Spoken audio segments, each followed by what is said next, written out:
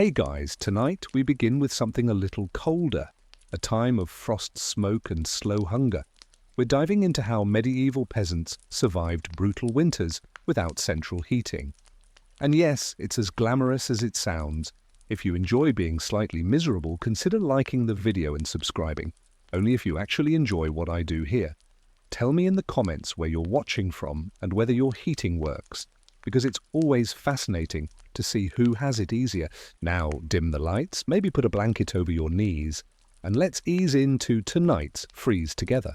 Congratulations, you've just woken up in January sometime in the mid-1300s. The year is whatever year you prefer for misery. The good news is you're alive. The bad news is winter is alive too, and it's coming for you in slow cold increments. Your bed is a half-rotted straw mattress stuffed with hay and whatever else animals and people have shed into it for years. It's damp because last week's thaw seeped through the thatch, and your blanket is wool, dense, heavy, and smells like the sheep that died last summer. There's no memory foam, no heated mattress pad, no thermostat that whispers comfort into your pillow, just a blanket that has absorbed a century of smell and is now more a relic than bedding. You blink awake to the church bell bellowing like an old man clearing his throat at dawn. It's the medieval alarm clock, only louder and somehow less forgiving. Your hut is one room with a hole for a window, a smoky cavity where the roof leaks, and a hearth in the middle that functions as kitchen heating and family altar all at once. The layout is efficient if your priorities are survival and sharing every airborne illness within a 10-mile radius. The hearth is the heart of the house, but it gives off more smoke than heat because most people burn small bits of wet wood or peat, and there's not enough fuel to have a roaring fire all night. So heat becomes a matter of strategy, not comfort. Animals are your portable radiators. You share your one-room house with a family of 5 and 3 goats, maybe a pig, and if you're lucky, a cat, which may or may not be there to control mice. And not to be confused with decor, their bodies warm the air at night, and you sleep arranged like a ship's crew, head to toe, pressed against one another. And the animals, so the skin-to-skin contact keeps the blood moving, your hair sticks together with sweat and soot, and you learn to accept warmth that smells faintly of hay. This is not a choice, it's mathematics. You cannot out-thermal your environment. You must use other bodies as insulation. The goats especially are prized winter companions. A goat produces remarkable body heat for its size, approximately the warmth of a small space heater running on low. And unlike a space heater, the goat also produces milk, though in winter that milk becomes thin and sparse.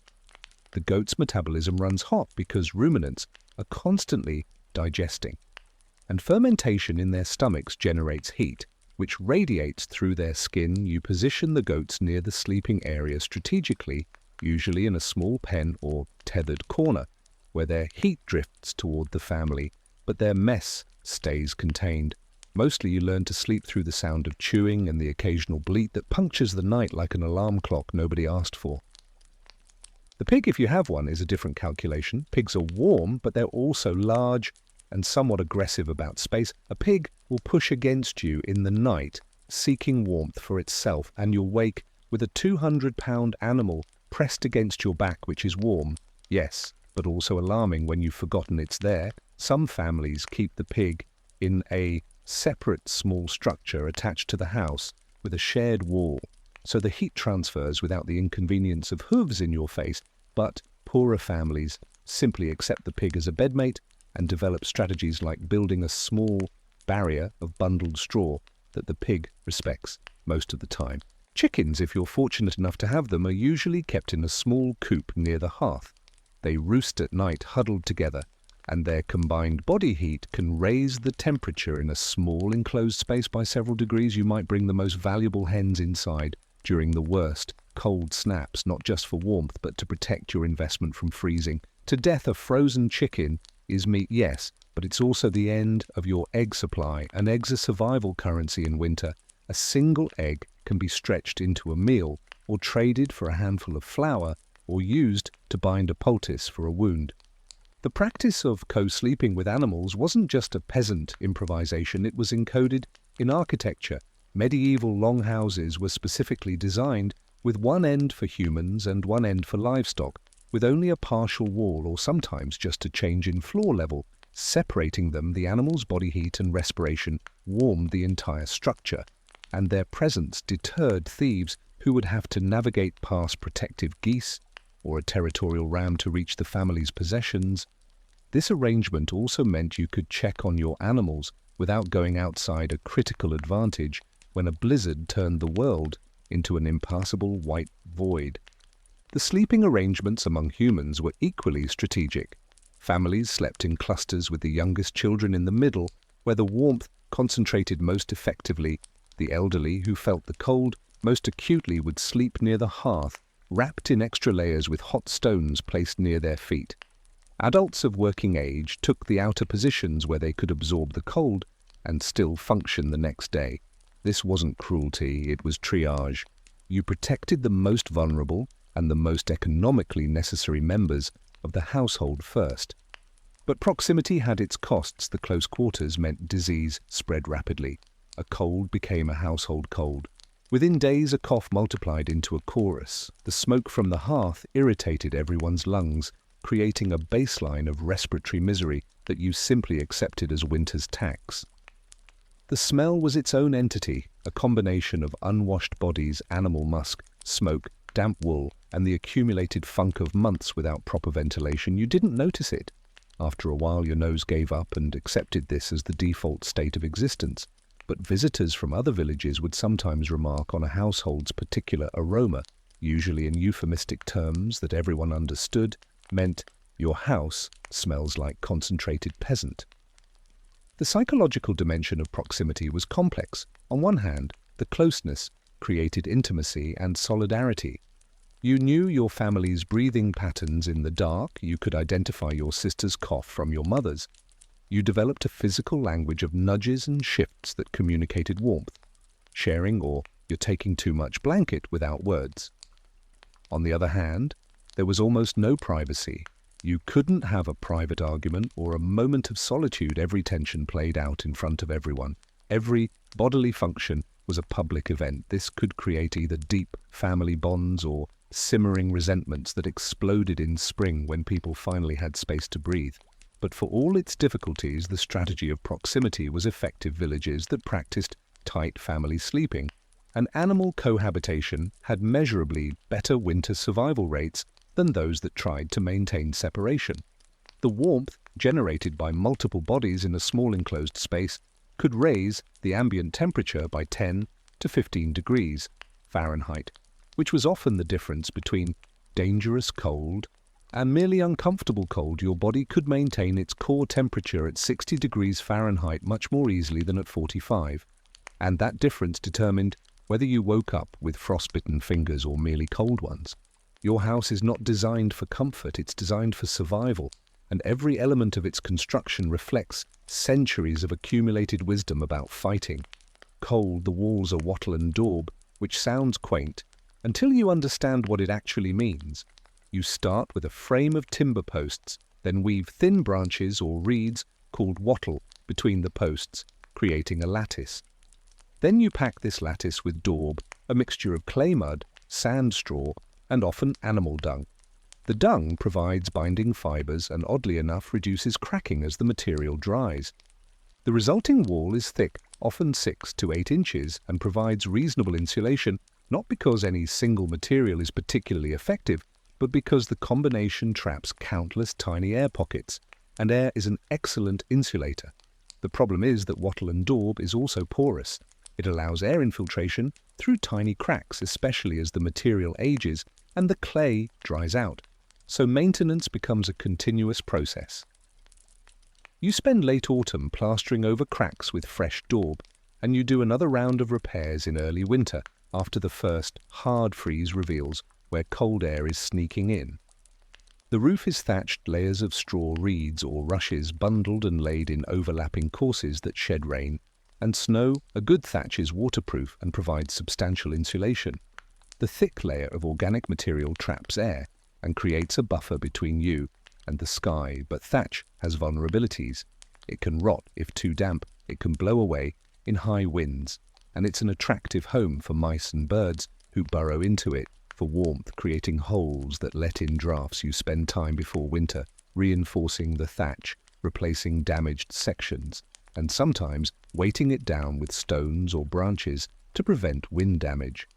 The windows are the weak point of any medieval peasant house. Glass is expensive beyond imagination. A single small glass window pane might cost more than your house, so instead you have shutters, wooden panels that close over window openings in winter. You keep these shutters closed almost constantly, living in permanent twilight, because an open window is an invitation for cold to rush in. Some families stuff the window opening with straw, or hang an animal, hide over it, creating an additional barrier. The hide is semi-translucent, so some light filters through, but it also blocks wind, which is the real enemy. The door is another vulnerability. A wooden door, especially one that's warped from moisture, will have gaps around its edges that whistle with wind. You create draft excluders, long fabric tubes stuffed with straw that you press against the base of the door. Some families hang a heavy curtain or animal hide just inside the door, creating an airlock effect. You step through the curtain into a tiny vestibule of cold air before entering the main warm area. This might only save a degree or two of temperature, but those degrees matter desperately. The floor is either packed earth or stone, both of which conduct cold efficiently in better houses. There's a layer of rushes or straw spread over the floor. This serves multiple purposes. It insulates against the cold rising from the ground. It absorbs spills and makes cleaning easier. You just rake out the old rushes and spread fresh ones, and it provides a small cushion against the hardness of the floor. In winter, you pile the rushes thicker, creating a deeper insulating layer. Some families use heather or ferns. If rushes aren't available, the principle is the same. Create a barrier between your feet and the cold earth. But here's where medieval innovation gets interesting. The hearth is positioned in the center of the room, not against a wall. This seems counterintuitive until you understand the reasoning. A central hearth radiates heat in all directions, warming the entire space more efficiently than a wall hearth which loses half its heat. To the outside, the smoke rises to the roof, where there's usually a small hole or louvre that lets it escape slowly. The smoke hole can't be too large or you'd lose all your heat, but it can't be too small or you'd suffocate. So it's sized through trial and error, often literally someone's error that ended badly became the village's lesson about proper ventilation. Some slightly wealthier peasants, or those in later medieval periods, had wall hearths with chimneys which concentrated heat more effectively, but also required better construction and more materials. The chimney had to be built from stone or brick to prevent fire, and lined carefully to create a proper draft. Most peasants couldn't afford this, so they lived with the central hearth and its attendant smoke, which is why medieval peasants often had respiratory issues and their eyes watered constantly, but they were warmish, and that was the priority. The use of tapestries and hangings deserves special attention. If you were fortunate enough to own or barter for fabric wall hangings, you hung them on interior walls, not for decoration primarily, but for insulation. The fabric created an air gap between the wall and the living space, and that gap was precious. Trapped air meant another barrier against cold. The wealthiest peasants might have actual woven tapestries, but most made do with whatever fabric they could accumulate. Old grain sacks sewn together, worn-out cloaks, animal hides tanned, and hung leather was especially valued because it blocked drafts completely and lasted for years. The practice of closing the house for winter was a ritual in itself. As the weather turned cold, you went through a checklist, patching obvious holes, stuffing cracks with moss or wool scraps, checking the roof for loose thatch, reinforcing shutters and doors. Some families literally sealed certain areas of the house, closing off small side rooms or lofts that were too difficult to heat, and consolidating everyone into the main room. This reduced the volume of space that needed warming and concentrated body heat. More effectively, you essentially hibernated in one section of your own house. There were also more desperate architectural measures. In the worst winters, you might pile earth or manure against the exterior walls, creating an additional insulating berm. This was back-breaking work, but effective earth is an excellent insulator, and a 2-foot berm around the base of your walls could noticeably reduce heat loss. The smell of manure was strong, but you were already living with animals inside, so the additional aroma was just another note in the symphony of medieval winter funk. Ventilation was a constant negotiation. Too much, and you froze; too little, and you suffocated slowly from smoke inhalation and carbon dioxide buildup. Medieval builders understood this intuitively, even if they didn't know the chemistry. They created small gaps near the roof that allowed the worst smoke to escape.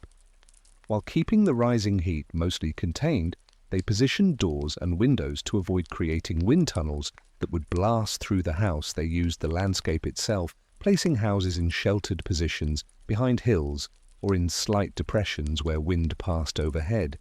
And then there were the small, clever touches that accumulated over generations. The threshold of the door was raised slightly so that a gap at the door's base wouldn't allow ground-level drafts to sweep in. The hearth was slightly recessed, so hot coals couldn't roll out easily. Starting a fire, sleeping alcoves, if you had them, were small and high-positioned, where rising warm air collected. Beds were sometimes built as closed boxes with curtains, effectively creating a room within a room where warmth concentrated at night. Clothing in winter is not fashion, it's technology, and you approach it with the seriousness of someone whose life depends on getting it right, which it does. Your base layer is linen. If you can afford it, linen absorbs moisture from your skin, which is critical because wet skin loses heat rapidly. If you can't afford linen, you might use a thin wool underlayer or simply go without and accept that your outer layers will accumulate sweat and become less effective over time. Over the linen, you wear a wool tunic, or dress wool, is the miracle fiber of medieval Europe. It insulates. Even when damp, it's durable, it's relatively available, and it can be made in different weights for different purposes. Your winter tunic is heavy wool, tightly woven and often felted, which means the fibers have been pressed and matted together to create a denser fabric that blocks wind. Felting is magical in its effectiveness. A felted wool cloak can keep you warm in temperatures that would kill you in ordinary woven wool. You wear multiple tunics, not just one layering thin wool rather than wearing one. Thick piece creates air pockets between the layers, and those air pockets insulate. You might wear 2 or 3 tunics, depending on how cold it is and how much clothing you own. The wealthy wear more layers, not because they're vain, but because they can afford to. The number of tunics you own is literally a matter of wealth calculation. 3 tunics means you're doing reasonably well. 5 means you're rich by peasant standards. 1 means you're in constant danger. Over everything you wear a cloak. The cloak is your outermost barrier against the world. It's heavy wool, ideally felted and treated with lanolin, which makes it somewhat water resistant. A good cloak reaches your ankles and can be wrapped around your entire body, creating a personal tent of warmth. The cloak is so valuable that it appears in wills and inheritance documents. To my son, I leave my felted winter cloak and my second-best boots. This isn't sentiment, it's survival economics. Your head covering is non-negotiable. You lose tremendous amounts of heat through your head and ears, so you wear a hood or coif that covers your ears completely. Wealthier people wear fur-lined hoods. The fur creates an additional insulating layer and also looks impressive, which has social value. Poorer people line their hoods with extra wool or rabbit fur. If they can get it, even a rabbit fur lining makes a measurable difference in comfort and heat retention. Your hands are a special problem. You need them for work, but they're extremely vulnerable to cold. Mittens are more effective than gloves because mittens keep your fingers together, allowing them to share warmth. But mittens make fine work difficult, so you develop strategies. You wear mittens when traveling or doing rough work and take them off for tasks that require dexterity, accepting the cold as the price of functionality. Some people wear thin wool gloves under mittens, creating a double layer that provides both warmth and some finger mobility. Foot coverings are perhaps the most critical element of winter survival. Your boots, if you're lucky enough to have them, are leather, hopefully lined with wool or fur. You wear wool socks, sometimes 2 pairs, and you stuff additional straw or wool into your boots to fill gaps and provide extra insulation. Wet feet are a disaster. Wet feet in cold weather lead to frostbite, and frostbite leads to infection, and infection leads to death. So you protect your feet obsessively, you avoid puddles, you dry your boots by the fire every night, you rotate between two pairs if you have them, allowing one pair to dry completely while you wear the other. But here's the brutal reality: many peasants don't have good boots. They have cloth foot wrappings or rough leather shoes that offer minimal protection. They wrap their feet in wool cloth, then wrap that in leather strips, then stuff straw into the gaps. It's not comfortable and it's not effective by modern standards, but it's better than nothing, which is always the medieval peasant calculation. Better than nothing is the standard you're reaching for. Not good, just not fatal. The maintenance of clothing is constant work. Wool felts and shrinks when it gets wet and hot, so you can't wash it in hot water. You clean it by brushing, by airing it out, by picking off the worst dirt. You patch holes with scraps of fabric using tight stitches that prevent unraveling a hole in your tunic. Isn't just annoying, it's a cold spot that will steal your warmth, so you patch immediately, not when it's convenient.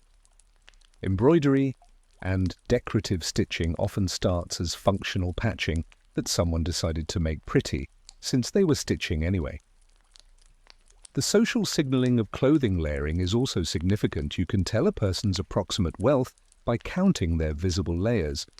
The way fabric drapes the quality of the weaving, someone wearing 5 layers with a fur-lined cloak is declaring their status as loudly as if they'd announced it. Someone in a single threadbare tunic with visible patches is announcing their poverty and vulnerability. This creates social hierarchies based partly on warmth, which is grimly practical. The person with more layers is more likely to survive winter, and thus more valuable as an alliance partner. There are also psychological dimensions to clothing. Winter, clothing is heavy. Wearing 5 layers of wool means you're carrying extra weight all day. You move more slowly, you tire more easily, but the warmth is worth it. You learn to budget your energy, accepting that winter is a slower season, not just because of cold, but because you're literally weighted down by survival gear. This affects work productivity, which affects food production, which affects survival, creating feedback loops where poverty and cold reinforce each other. The color of winter clothing tends toward dark browns, grays, and blacks, not because peasants lack aesthetic sense, but because dyes are expensive, and dark colors hide dirt better. When you can't wash your clothes regularly, you wear colors that don't show every stain. Brightly colored clothing exists, but it's for special occasions, or for people wealthy enough to maintain it for everyday winter survival. You wear dark, practical colors that won't betray how long it's been since you cleaned them. And then there's the practice of greasing your skin in extreme cold. Some peasants rub animal fat onto exposed skin before going outside. The fat creates a barrier that reduces wind's direct contact with skin. It's not pleasant. You smell like rancid fat all winter, but it works. The fat also prevents your skin from cracking, which is important because any break in the skin is an infection risk. You can't afford. A wound becomes a crisis very quickly in medieval winter when your immune system is already stressed by cold and malnutrition. Children's clothing deserves special mention. Children grow constantly, so their clothing is made deliberately oversized, with the expectation they'll grow into it. Sleeves are too long, hems drag on the ground, but you roll the sleeves up or tuck the excess into their belts. And as the child grows, the clothing fits properly. This means children are often poorly fitted, which means they're often colder than adults, but the alternative is constantly making new clothing, which is impossibly labor-intensive, so you accept that children will be slightly less protected, and you compensate by keeping them near the hearth more. The hearth is not just a fire, it's the organizing principle of your entire life. In winter, the hearth is where you cook, where you warm yourself, where you dry wet clothing, where you light candles, where you gather as a family, where you pray, and where you conduct most of your winter activities. The hearth is sacred in a very practical sense. Your survival depends on it, so you treat it with the seriousness it deserves. Building and maintaining the fire is skilled labor. It's not as simple as throwing wood on and lighting it. You need to understand wood, selection, fuel conservation, heat management, and safety, a good firekeeper can make limited fuel last twice as long as a careless one. And that difference is measured in frozen nights. Avoided fuel keeping is often the responsibility of the eldest woman in the household, or sometimes a teenage child who's been trained in the art. It's not prestigious work, but it's essential and everyone knows it. The fire starts with kindling small dry twigs or wood shavings that catch easily from a spark. You create the spark with flint and steel, striking them together over a small nest of dry grass or fungus that catches the spark and smoulders. You blow gently on the smoulder, coaxing it into flame, then transfer it to your kindling. This process can take several minutes, and it's frustrating when your hands are cold and the materials are slightly damp, so most families never let their fire go completely out, keeping embers alive. Overnight is easier than starting fresh each morning. The practice of banking the fire is an art. You let the fire burn down to hot coals in the evening, then cover those coals with ash. The ash insulates the coals, keeping them hot, but depriving them of oxygen, so they burn extremely slowly. By morning, the coals are still hot.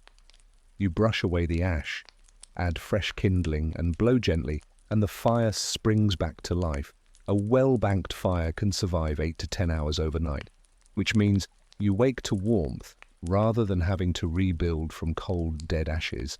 But fuel is the constant problem. Wood is not free, despite what living in a forest-adjacent society might suggest. Forests are owned by lords, and gathering wood without permission is poaching, which can be punished harshly. The royal forests have particularly strict laws. You cannot take wood, even deadfall, without a license. Some peasants have access to common lands where they can gather fallen branches, but these commons are often over-harvested. Everyone's competing for the same limited supply of fuel. So you diversify your fuel sources. You burn peat. If you're in an area with peat bogs, peat is compressed plant matter that's been decomposing in waterlogged conditions for centuries. It burns slowly and steadily with a distinctive smell, and it produces good heat. But gathering peat is miserable work. You wade into cold bog water, cut blocks of peat, stack them to dry for months, and then carry them home. It's back-breaking labor, but it's fuel, and that makes it worth every aching muscle. You burn dried animal dung, particularly cow dung, which sounds disgusting, but is actually an effective fuel. Cow dung contains undigested plant fibers that burn reasonably well. Once dried, you collect fresh dung, shape it into patties or bricks, dry them in the sun or in a low oven, and store them for winter. The smell when burning is distinctive, barny and organic, but not as unpleasant as you'd expect.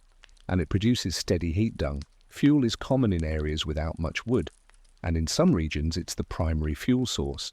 You burn straw and dried plant stalks. These burn hot but fast, so they're used mainly for quick cooking tasks or to supplement slower burning fuels. You gather agricultural waste after harvest, gleaning the fields for every scrap of burnable material. Some families burn dried bracken or gorse, which are scrubby plants that burn enthusiastically, if somewhat dangerously, because they tend to spark and pop. The management of cooking and heating is a combined operation. You keep a large pot of pottage sitting on or near the fire, almost constantly.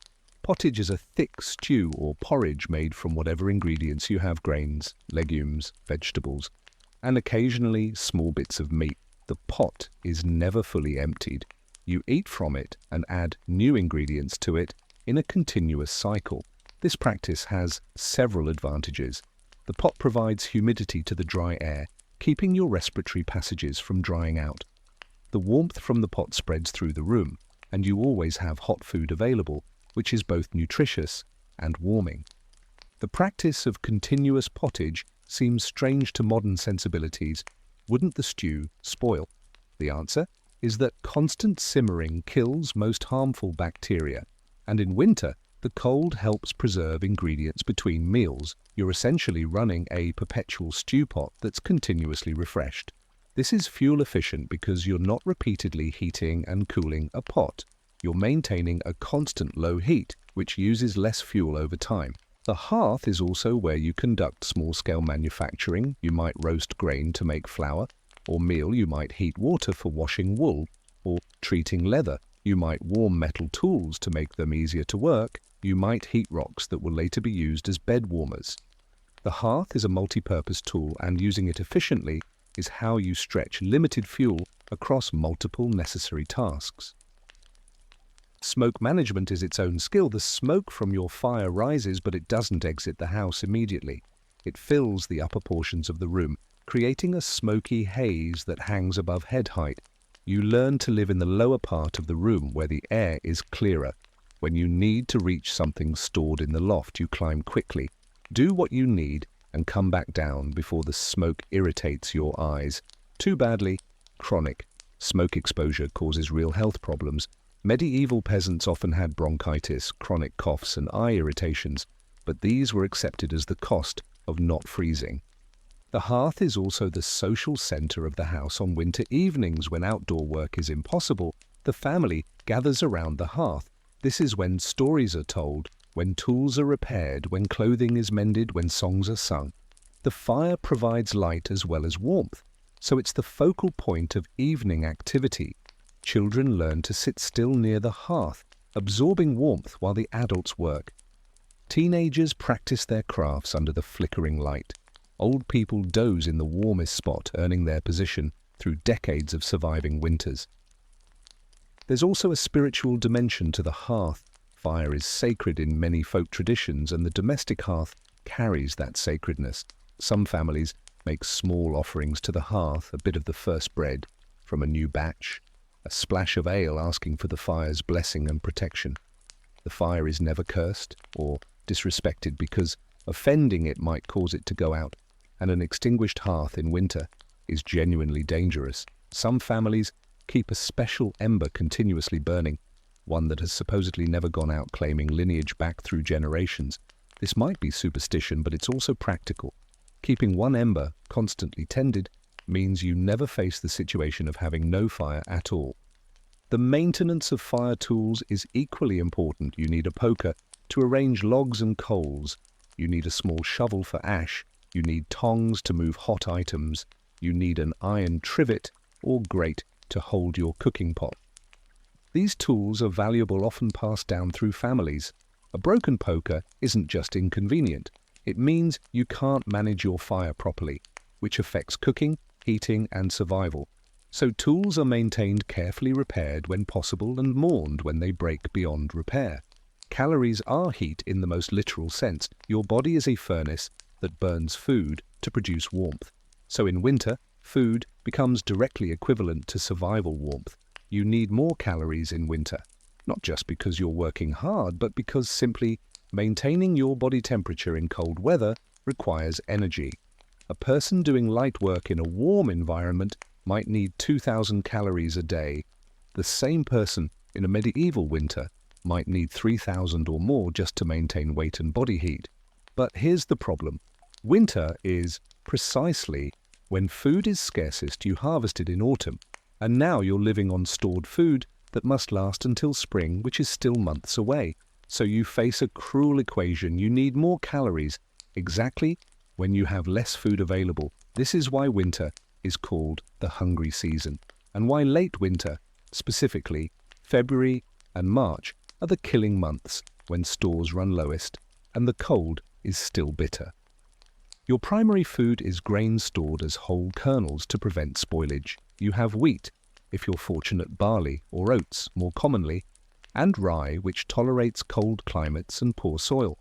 Each morning, someone grinds a day's worth of grain using a hand quern, which is a small stone mill. Grinding is hard work. Your arms ache and your shoulders burn. But it produces flour, which you make into bread or porridge or add to the perpetual pottage bread. Is life bread, is heat bread, is survival. You eat bread with every meal and in between meals, and you calculate your remaining stores obsessively, knowing that running out of grain means death. You have legumes, dried peas, beans, and lentils. These are precious because they provide protein, which is otherwise scarce in winter. Legumes store well. They last months without spoiling, and they can be added to pottage or porridge to make it more substantial. A thick pea soup is a warming, filling meal that stretches grain further and provides the nutrients you need to keep working. You soak the legumes overnight to soften them, which also starts breaking down compounds that cause digestive distress, though medieval peasants probably didn't know the chemistry. They just knew that soaked peas cooked faster and caused less stomach trouble. You have preserved vegetables if you were lucky enough to store them well. Root vegetables, turnips, parsnips, carrots can be kept in a root cellar, which is essentially a pit dug below the frost line and covered with straw. The stable underground temperature keeps vegetables from freezing but also from rotting. Too quickly, cabbages can be buried in straw. Onions and garlic can be hung in braids in a cool, dry place. These vegetables are added to pottage, providing vitamins and flavor and bulk that makes the meal feel more substantial. Psychologically, a meal that looks abundant is more satisfying, even if the caloric content is the same. You have preserved meat if you're fortunate. And slaughtered wisely in autumn, you killed the animals you couldn't afford to feed through winter and preserved their meat by smoking. Salting or both, smoked meat becomes hard and dry, almost leather-like, but it's still edible. You shave off small amounts and add them to pottage, where they rehydrate and provide intense flavor and precious protein. A little smoked pork can transform a pot of grain and water into something that feels like a real meal. Salted meat is preserved in barrels or crocks layered with salt, which draws out moisture and prevents bacterial growth. You rinse it before cooking to remove excess salt, then simmer it for hours to soften it. You have dairy products if your animals are still producing, which in winter they mostly aren't.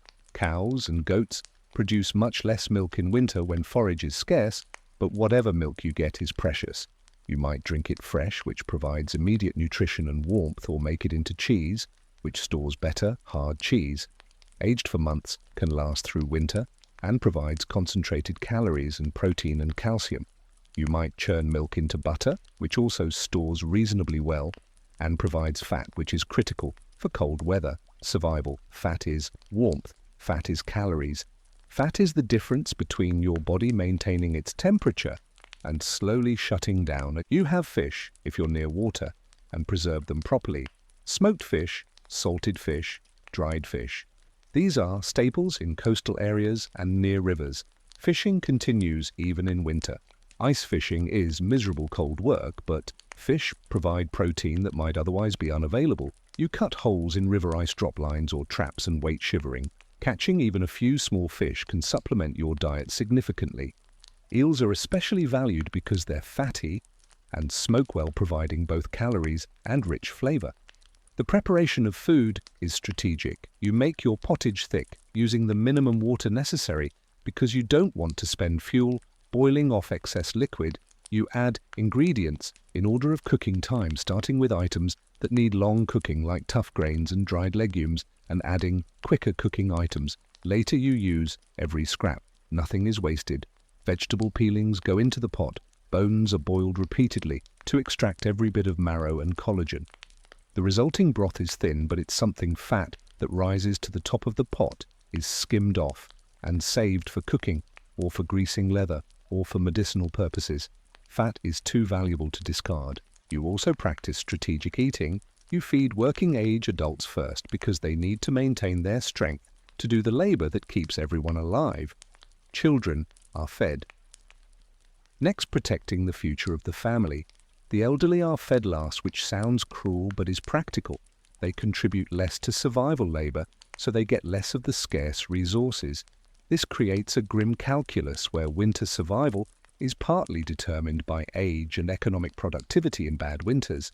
The elderly simply don't make it, and everyone knows it's coming. They prepare for it with resignation, and the family mourns but also acknowledges the practical reality. Hot drinks are important for both warmth and morale. You make ale, which is weak beer brewed from grain. It provides calories, hydration, and a mild alcohol content that makes it safer than water, which might be contaminated. You drink ale at every meal, including breakfast. Children drink it, adults drink it, everyone drinks it because it's boiled during brewing, which kills pathogens, and because the alcohol helps preserve it. You might also make a hot herbal infusion, essentially tea, using whatever herbs you have: chamomile for calming, mint for digestion, nettles for nutrition. These hot drinks warm your core and provide psychological comfort. The ritual of cupping cold hands around a warm vessel and sipping slowly is a small pleasure that makes winter slightly more bearable. The timing of meals is also strategic. You eat a small breakfast to get you started, usually bread and ale. Maybe some leftover pottage from the night before you work through the morning. Then have a larger midday meal when you can rest by the fire while eating. The warmth from the hearth combines with the warmth from the food, and you stop shivering for a while, then you work through the afternoon and have your largest meal in the evening. This concentrates calories at the time when you'll be sleeping and need to maintain body heat through the night without moving. But there's also seasonal variation in food quality. Your stores are freshest in November and December immediately after harvest bread is made. From the best grain pottage includes a variety of vegetables. Meat is still relatively available, but by February and March you're eating the bottom of the barrel. Literally, the grain is moldy and full of weevils. The last vegetables are shriveled and barely edible. The smoked meat is down to the toughest scraps, and bones meals become progressively less appetizing and less nutritious, creating a downward spiral where malnutrition makes you more vulnerable to cold, which makes you need more food, which you don't have. There are also class differences in winter diet. The Lord and his household eat comparatively well. They have access to spices to mask the taste of preserved food. They have access to better cuts of meat. They have honey for sweetness.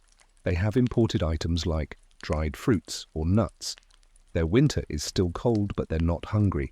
The manor priest probably eats better than peasants, but worse than the Lord, occupying a middle zone of relative comfort. Peasants are surviving on the minimum, and agricultural laborers, especially those without land, might be barely surviving at all, dependent on charity or whatever work they can find. And there's the question of hunger adaptation. Your body adjusts to scarcity. You feel constantly hungry. The first few weeks, then the gnawing fades to a dull background ache. You learn to ignore your stomach's complaints. You become lethargic. Conserving energy, you move more slowly, think more slowly. Your body is rationing its resources, trying to make limited fuel last as long as possible. This is survival mode, and it's miserable. But effective people can survive months on reduced calories if they absolutely must. Medieval peasants proved this repeatedly. There are also food-based warming tricks. You eat fattier foods when available because fat provides more calories per gram than carbohydrates or protein. You eat spicy foods if you can get them. Spices like pepper or mustard create a sensation of warmth, even though they don't actually raise your body temperature. The sensation is comforting you. Eat your food hot rather than letting it cool, because the heat itself is nourishing you. Hold the bowl close to your chest, feeling the warmth seep into your body before you even start eating. You do not survive winter alone. Individual survival in medieval winter is nearly impossible. You survive as a family, as a household, as a village. The social bonds that seem merely friendly in summer become life or death crucial in winter, and everyone knows it. So winter reinforces community solidarity, not through altruism, but through mutual necessity. The household is the primary survival unit. Your immediate family, plus anyone else living under your roof, work together as a coordinated team. Everyone has roles assigned by age and capability. The adults do the heavy labor. The teenagers tend animals and help with food preparation. The children carry water, gather small amounts of fuel, and run messages between households. The elderly contribute wisdom about weather prediction, food preservation, and crisis management. Even if they can't do physical labor, their knowledge is valued. You listen when grandmother says to repair the roof. Now, because snow is coming, she's survived 40 winters and knows things. But households don't exist in isolation. You're embedded in a network of neighbors and kin who provide backup when your household faces crisis. Your neighbor might loan you a bundle of firewood when yours runs out, with the understanding that you'll repay in spring labor. This isn't charity, it's reciprocal insurance. Everyone is one disaster away from catastrophe, so everyone maintains relationships that can be called upon when needed. The web of mutual obligation is dense and carefully tracked. You remember who helped you and who didn't, and you adjust your future behavior accordingly. The village operates on a gift economy during winter, especially money is scarce and mostly irrelevant. You can't eat coins. So instead, you trade goods and services, a day of labor for a sack of grain, a repaired tool for a load of peat, a basket of turnips for help patching a roof. These exchanges are remembered, but not written down. You operate on trust and reputation. If you're known as someone who honors obligations, people will help you. If you have a reputation for taking without giving, you'll be left to freeze, and the village will consider it justice. Communal work parties are common and crucial when a household faces a task too large for themselves.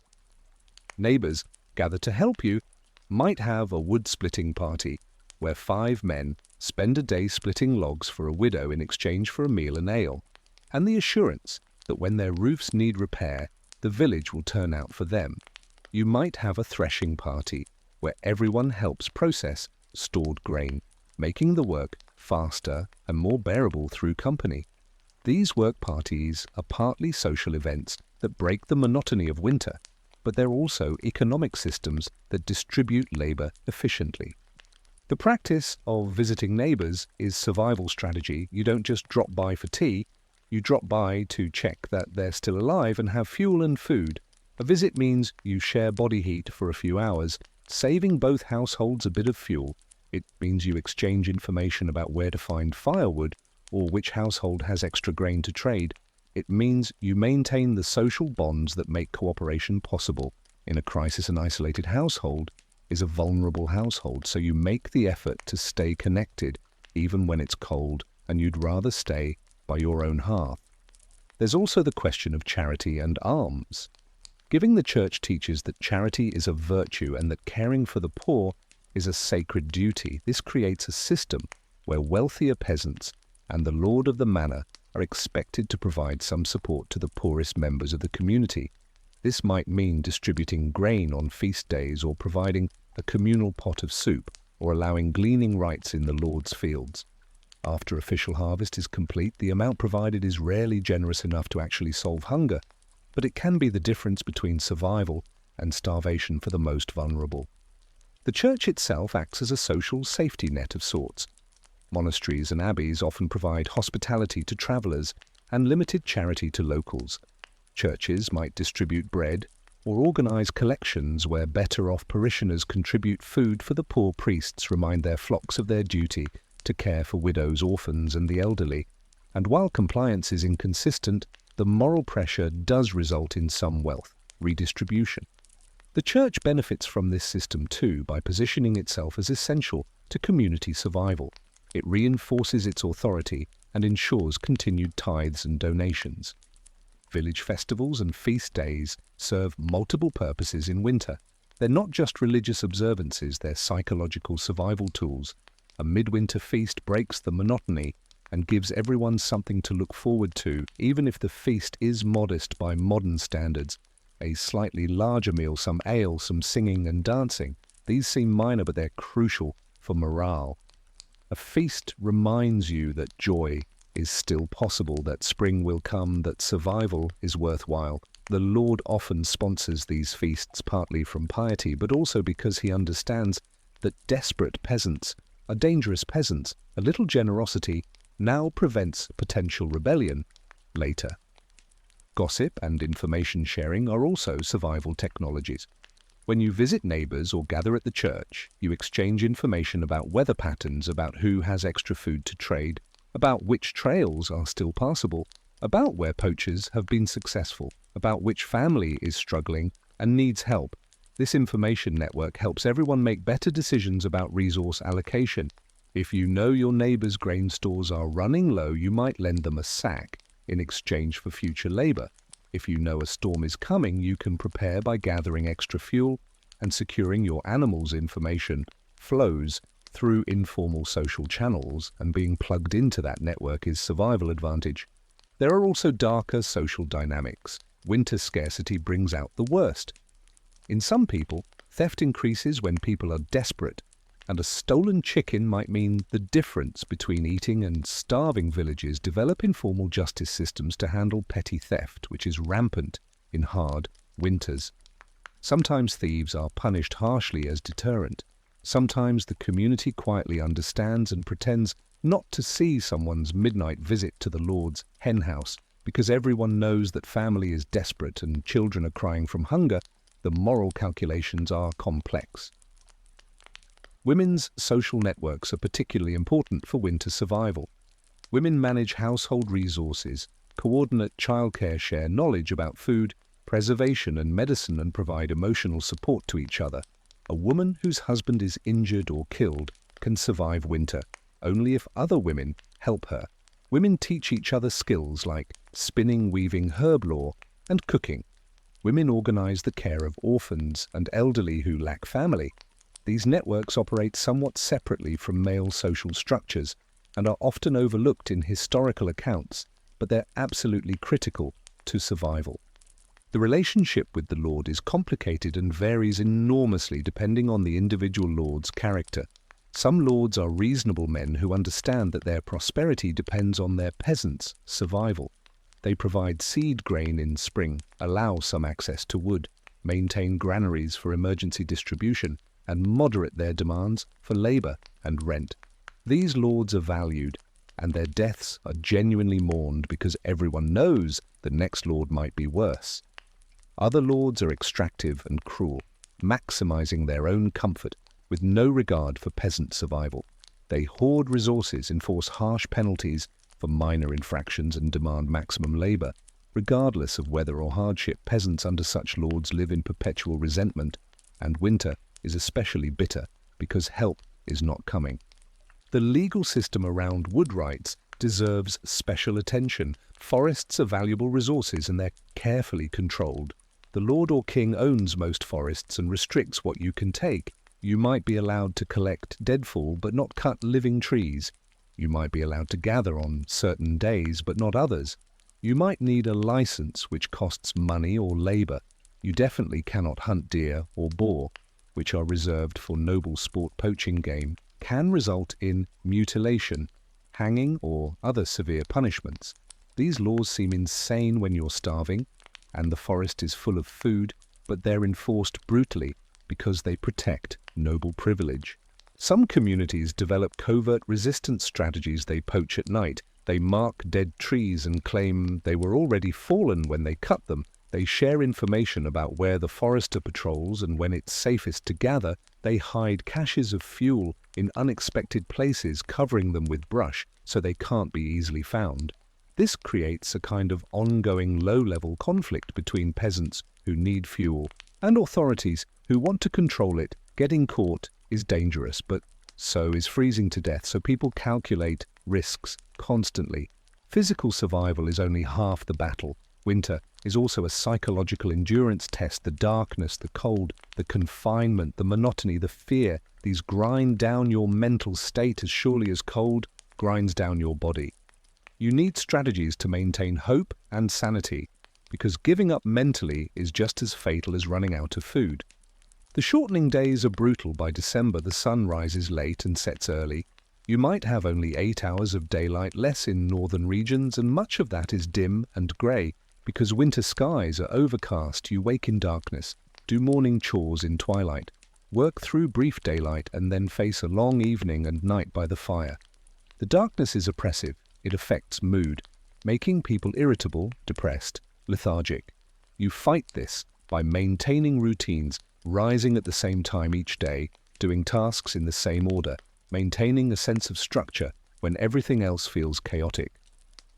Storytelling is survival technology on long, dark evenings. The family gathers by the hearth and someone tells a story.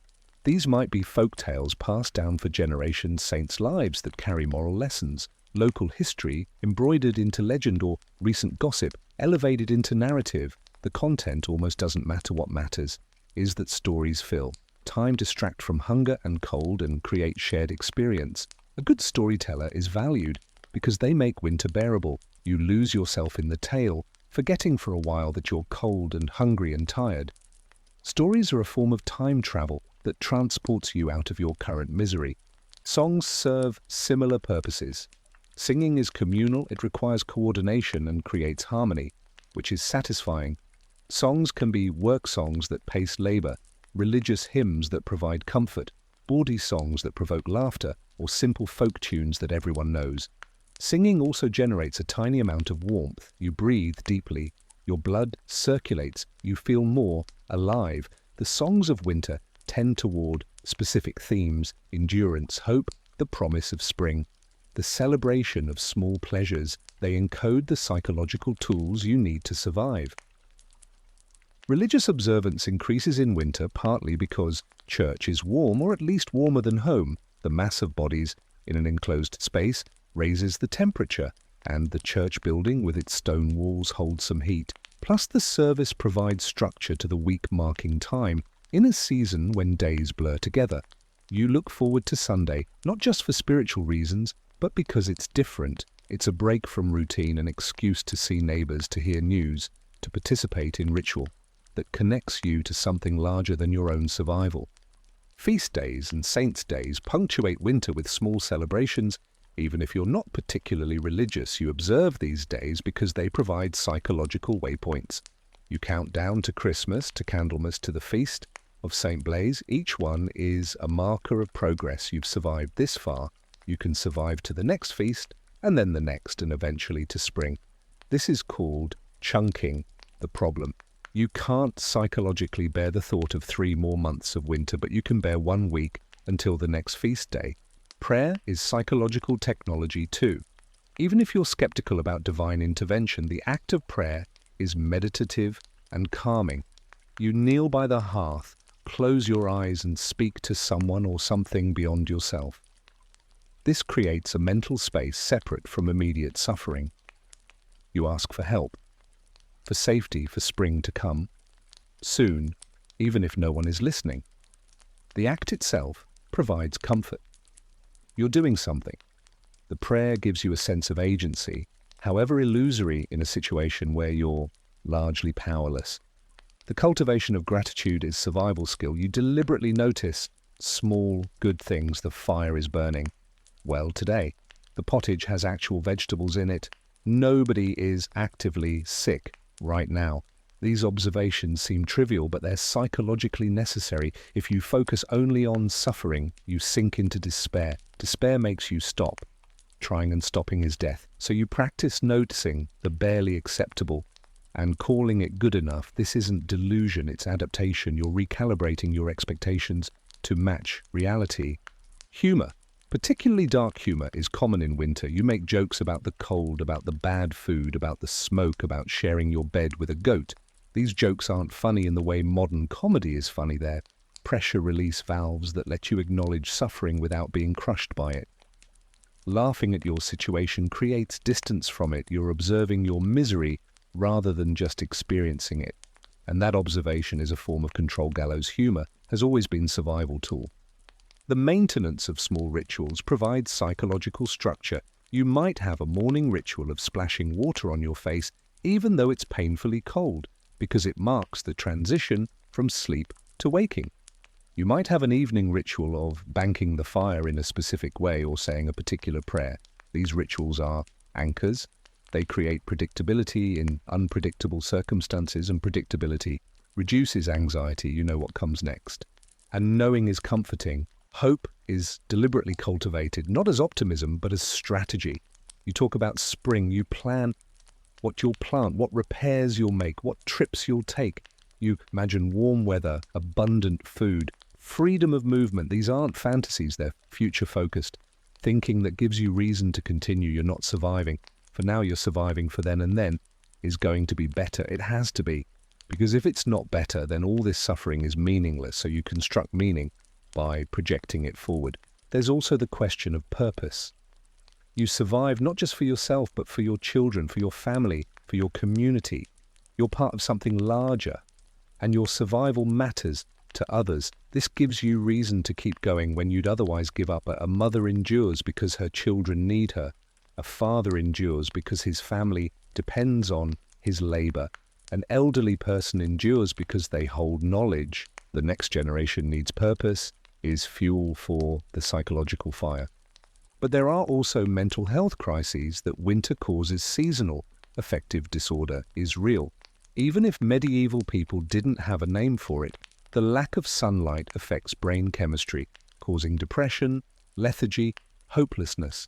Some people suffer severely. They stop eating, stop working, stop caring. This is dangerous, not just for them, but for everyone who depends on them. The community responds with tough love, insisting they participate in activities, dragging them to church, assigning them tasks, anything to keep them engaged, because giving up is contagious. If one person stops trying, others start wondering why they're trying.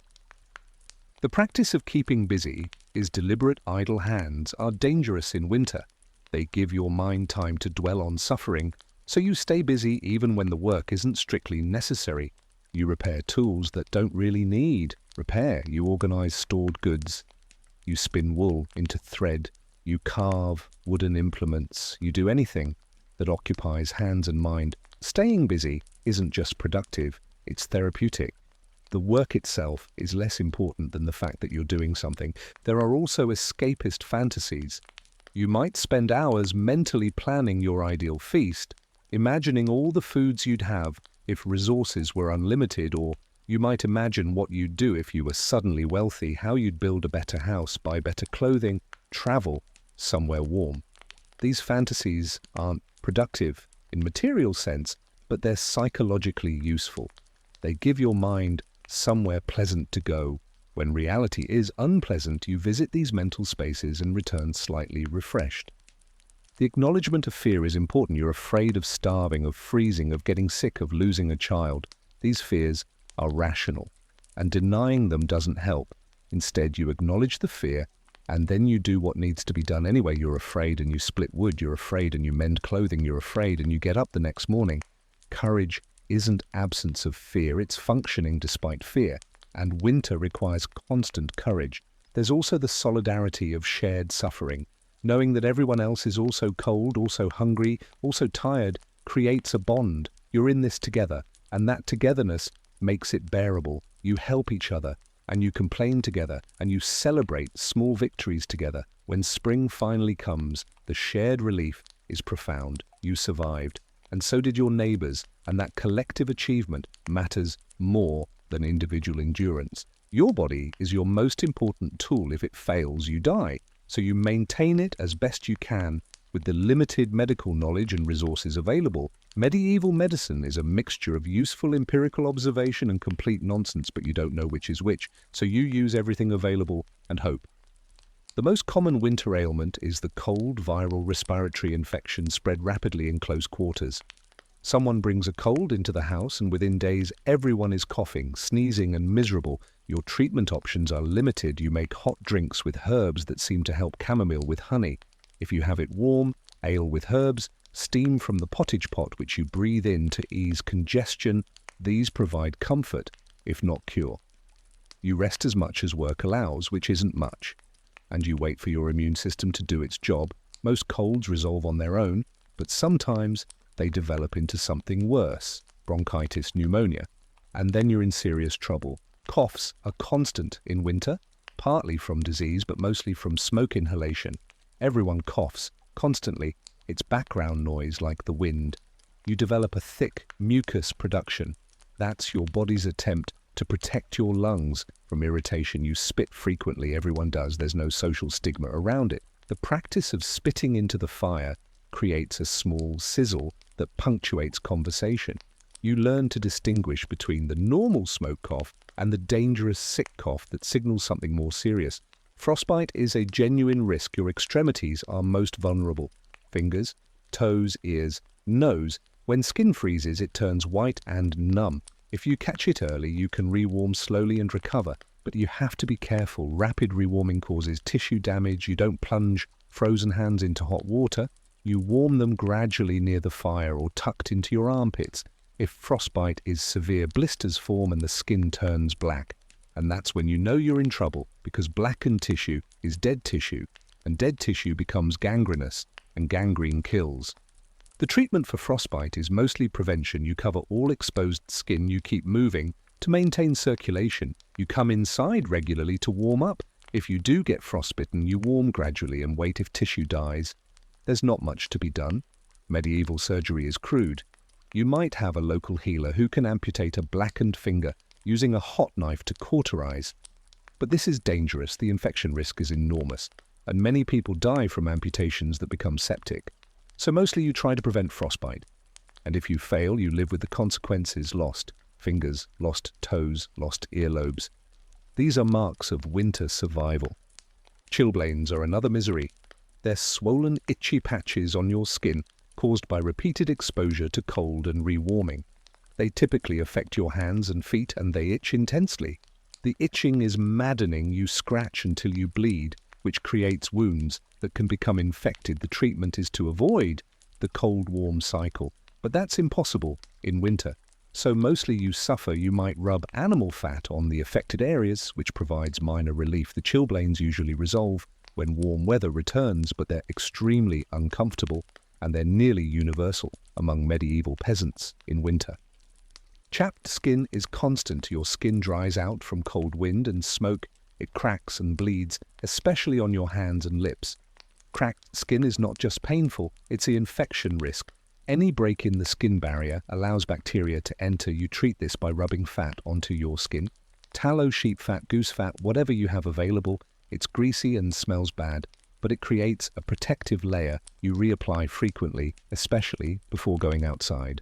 Malnutrition is slow-motion disaster. As winter progresses and your food stores dwindle, you're not getting adequate nutrition. Vitamin deficiencies you might develop scurvy from lack of vitamin C. Symptoms include bleeding gums, loose teeth, lethargy, and poor wound healing.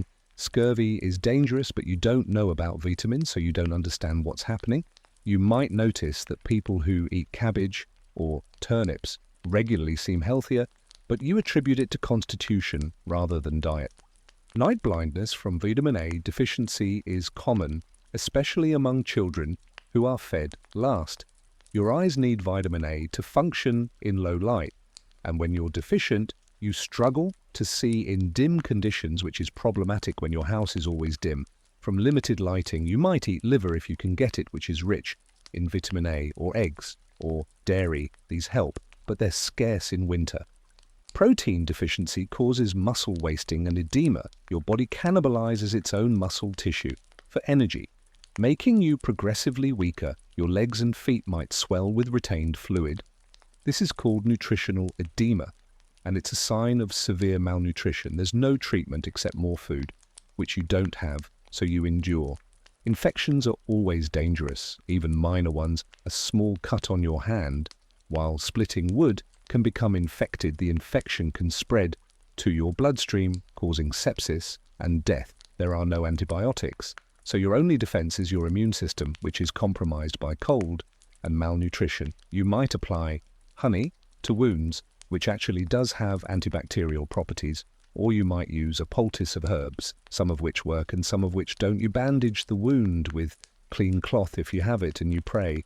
Lice are universal. Everyone has them. Body. Lice, hair. Lice, they're just a fact of life. You can't eliminate them completely, so you manage them. You periodically boil your clothing if you can, which kills lice and eggs. You comb through hair with a fine-toothed comb. Removing visible lice, you accept that you'll always have some, and you scratch when necessary. Lice aren't just annoying, they're disease vectors. They can spread typhus, which is often fatal, but you don't know this. You just know that lice are unpleasant, and you minimize them when possible. Childbirth in winter is especially dangerous. Women continue to get pregnant and give birth regardless of season. But winter birth carries extra risks. The cold makes recovery harder. Infection risk is higher because hygiene is worse in winter when water is scarce and cold. Midwives attend births using whatever knowledge and skill they have, which varies enormously. Infant mortality is high. Perhaps half of children die before age 5. And winter births have particularly poor survival rates. The baby might be born weak from the mother's malnutrition. The cold makes it hard to keep the infant warm. Infections strike quickly. You do everything you can, and you accept that many babies won't survive. Herbal medicine is the main pharmaceutical option.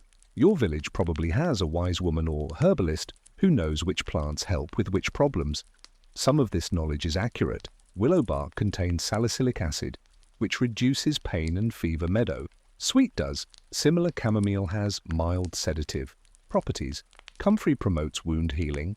Garlic has antibacterial properties. Some is superstition, but the empirical stuff that worked got passed down, so herbal medicine is a mixture of useful and useless. Alcohol serves multiple medicinal purposes. Ale is safer than water. Strong spirits, if available, can be used to clean wounds. They're also pain relief. When someone is suffering, you give them ale or stronger drink to numb the sensation. This isn't sophisticated medicine, but it works. Alcohol is also used in herbal preparations. You might soak herbs in strong alcohol, creating a tincture that extracts their active compounds. These tinctures are taken in small doses for various ailments. Sleep is crucial for health, but hard to come by.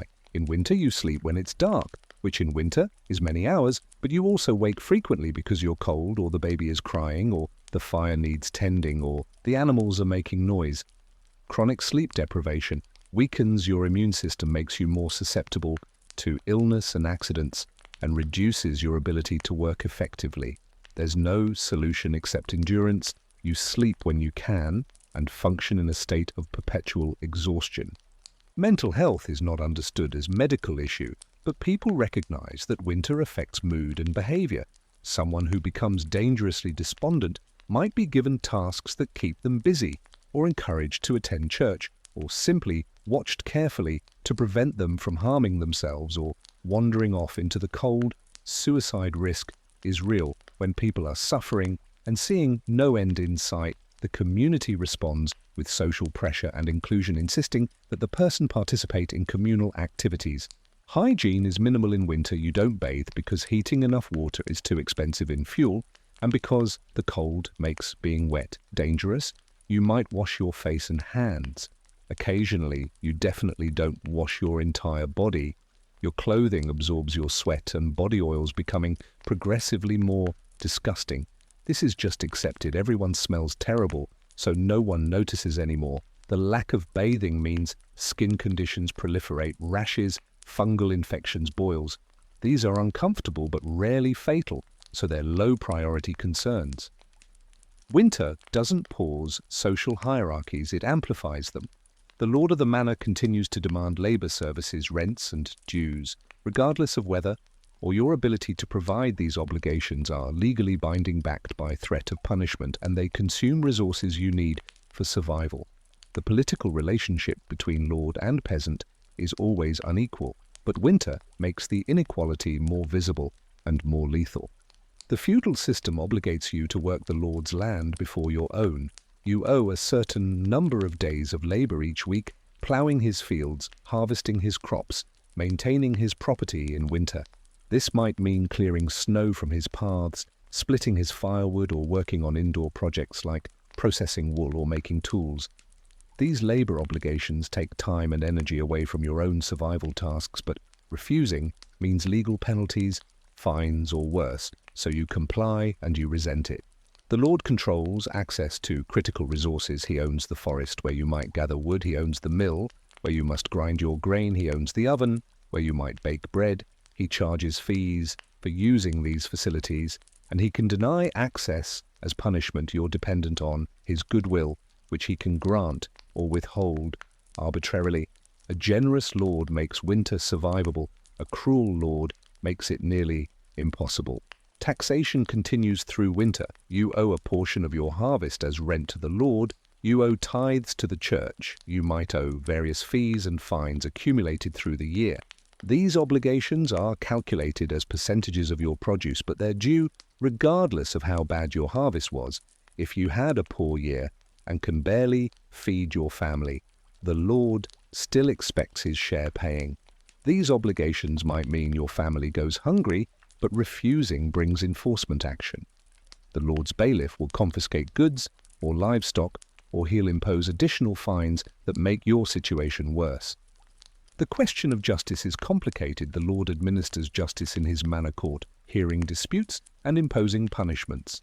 This system can be used fairly, or it can be weaponized against disfavored peasants if the lord likes you.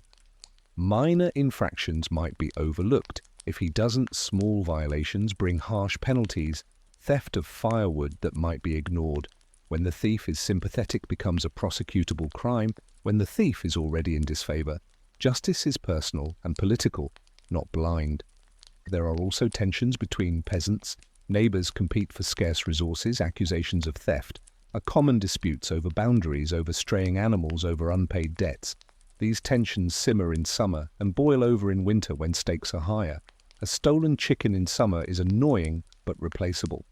A stolen chicken in winter might mean the difference between survival and starvation. So people react more intensely. Violence erupts, sometimes fistfights or worse, and the manor court has to intervene, imposing fines or punishments that further drain everyone's resources. Women's political status complicates survival. Women own less property, have fewer legal rights, and are more vulnerable to exploitation.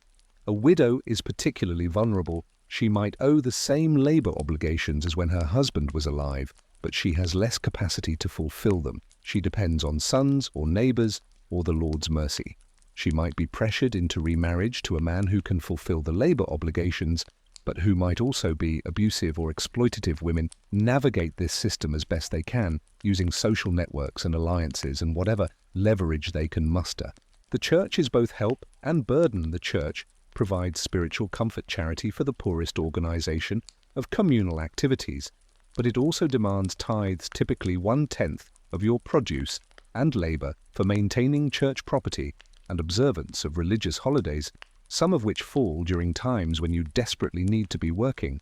These obligations are non-negotiable, backed by threat of spiritual punishment and social censure.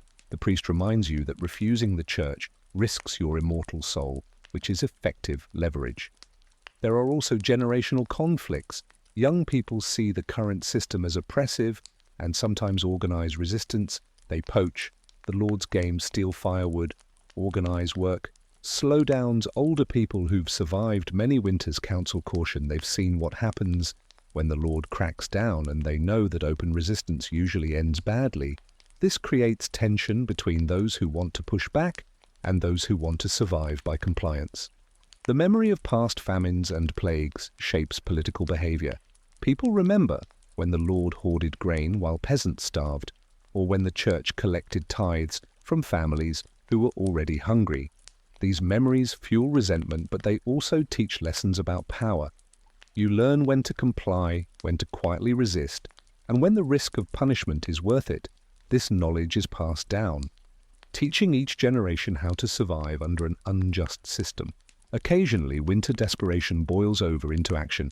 Peasants might refuse certain obligations, collectively knowing the Lord can't punish everyone. They might organize petitions, requesting reduced dues or access to firewood. They might riot, damaging property or threatening violence. These actions are dangerous. The Lord can call on armed men to restore order, and rebellions typically end with leaders executed and the rest punished even more harshly. But sometimes desperation makes the risk worthwhile.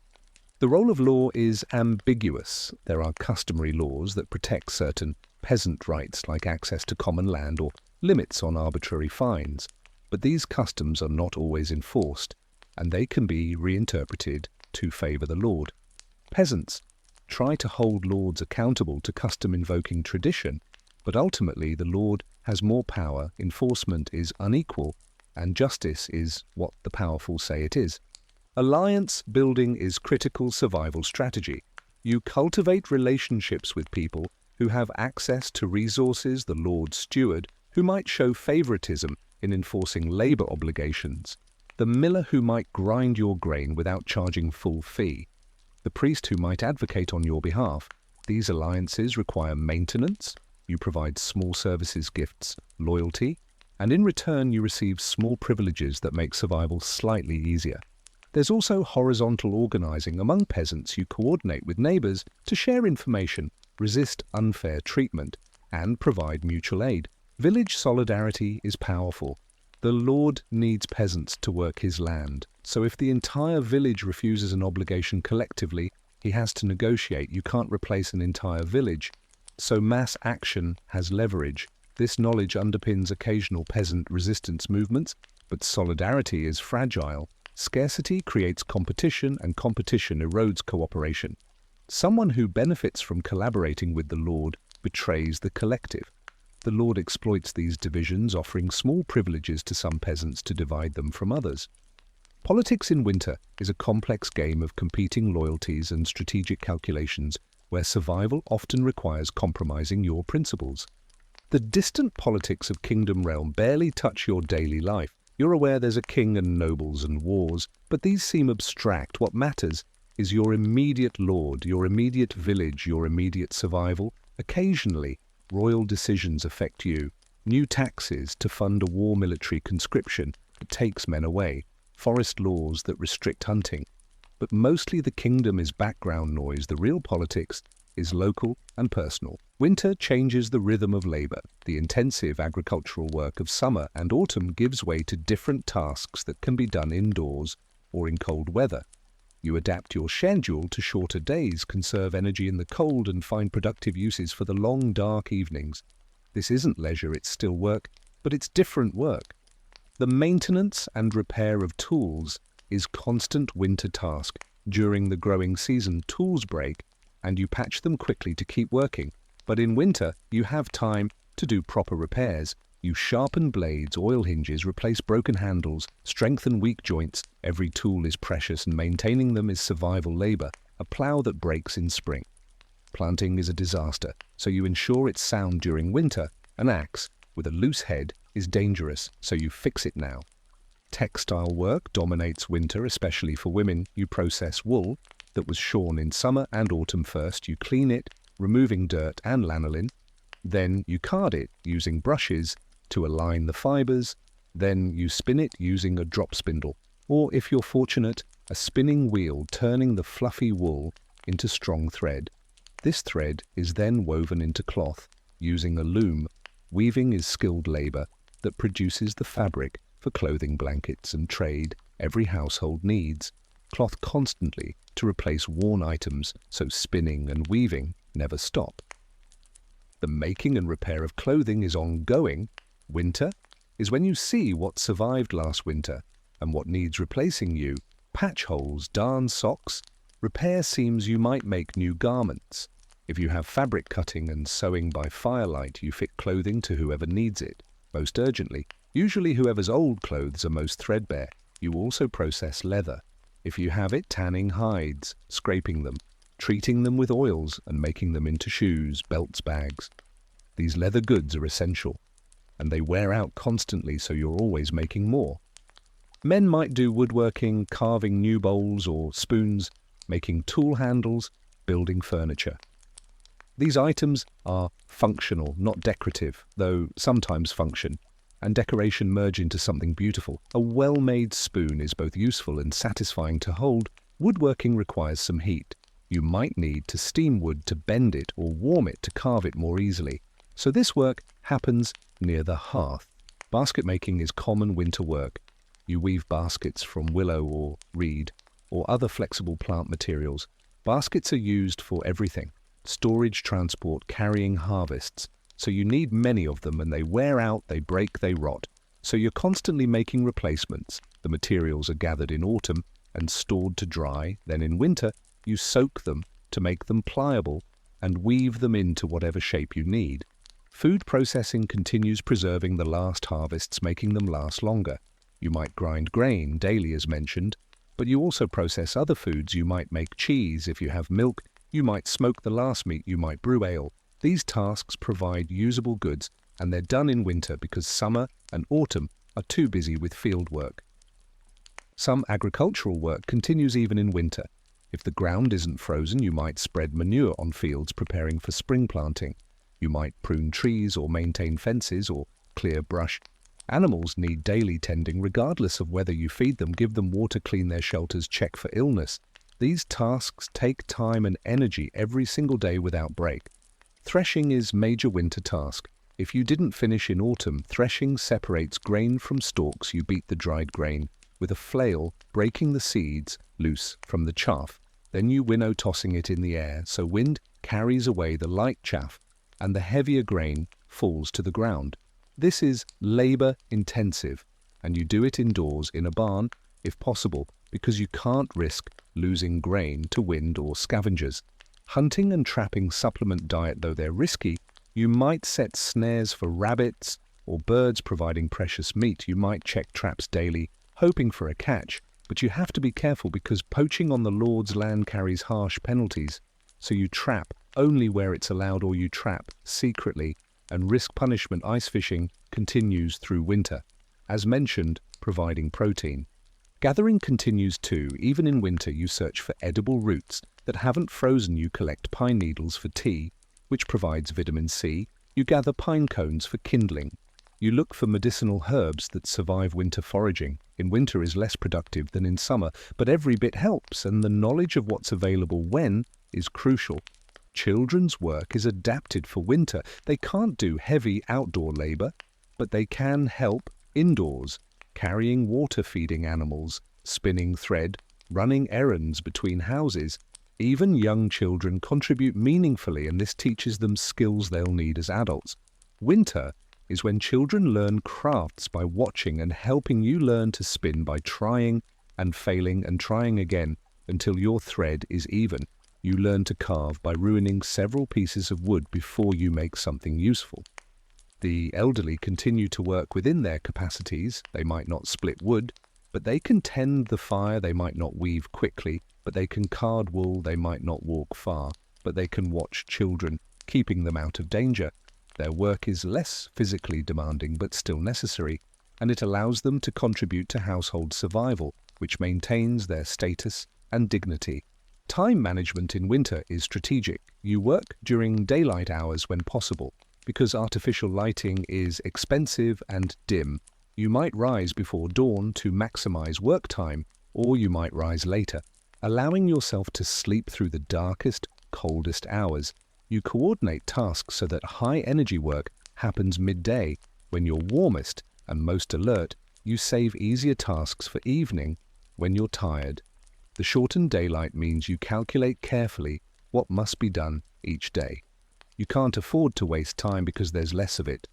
You prioritize, ruthlessly, critical tasks. First, survival tasks before comfort tasks. You maintain a mental checklist of what's urgent, what can wait, what must happen today, and what can be deferred. You become extremely efficient because inefficiency means something important doesn't get done. Rest is minimal but necessary. You can't work constantly without breaking down, so you schedule rest carefully. You might rest after the midday meal, sitting by the fire for a short period, allowing your body to recover. You might sleep longer on the coldest nights. Conserving energy, rest isn't laziness, it's strategic. Energy management, you're pacing yourself for a long winter. The psychological benefit of staying busy is significant, as mentioned earlier, but it bears repeating. Idle hands mean idle minds, and idle minds dwell on suffering, cold hunger, fear. Keeping busy means you're distracted, you're accomplishing things, you're moving toward goals, however modest. This provides purpose, and purpose makes suffering bearable. Survival in winter depends on knowledge as much as physical resources, knowing when to plant, what to preserve, how to treat illness, how to predict weather, how to find food. This knowledge is accumulated over generations and transmitted through oral tradition, demonstration, and hard-learned experience. You don't have books, and most people can't read, so knowledge lives in people's minds and is passed through communities carefully. The elderly are living libraries. They remember past winters, what worked, what failed, who survived, and how. They remember the great frost of 40 years ago when the river froze solid, and how people coped. They remember which wild foods are edible, which herbs treat, which ailments, how to predict snow by cloud formations, or animal behavior, or the ache in arthritic joints. This knowledge is precious. When an old person dies, a library burns. The community loses accumulated wisdom that took a lifetime to gather. Agricultural knowledge is complex and seasonal. You need to know when to plant each crop, how deep, how far apart, what companions help it grow, what pests threaten it, when to harvest, how to store it. This knowledge is adapted to local conditions. What works in one region fails in another, so you learn from local elders, not from distant authorities. You observe carefully, you ask questions, you practice and fail, and try again. Weather prediction is imperfect but crucial. You watch the sky, learning to read clouds. High, thin. Clouds might mean fair weather. Low, grey clouds often bring snow. The behavior of animals also provides clues. Cattle lying down might indicate coming rain.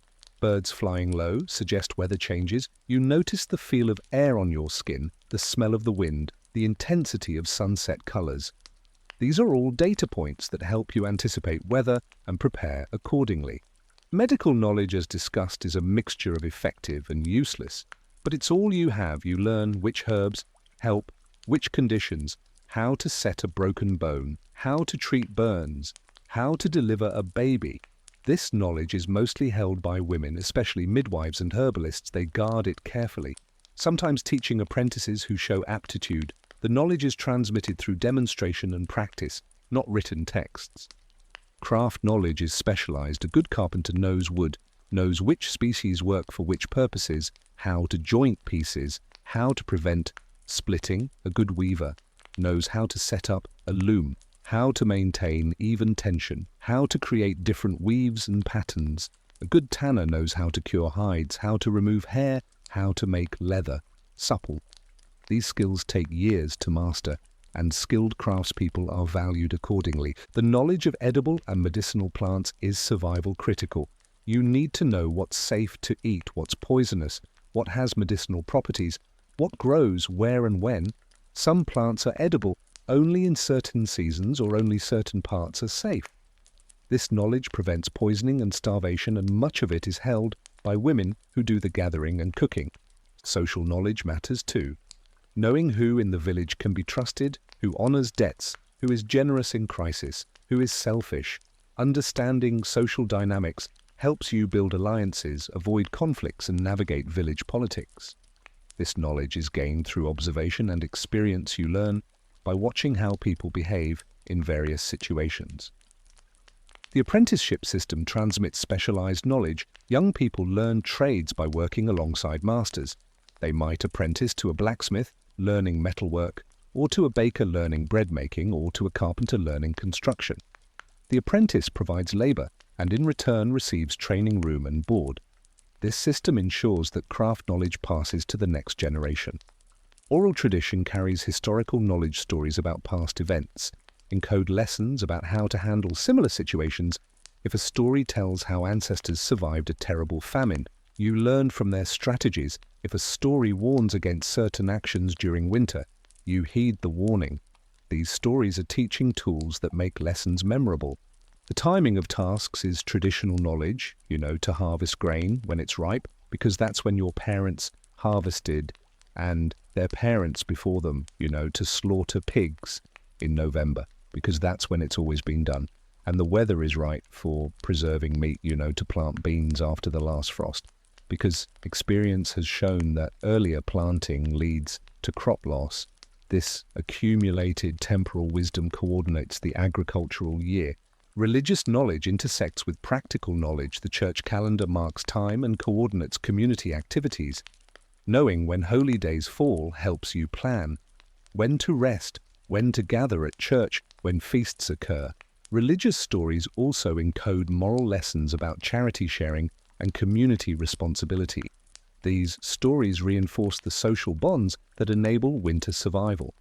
Navigation knowledge is important. You need to find your way in winter when snow covers familiar landmarks and darkness comes early. You learn to navigate by sun position, when visible by stars at night, by the shape of trees which grow differently depending on their exposure to prevailing winds.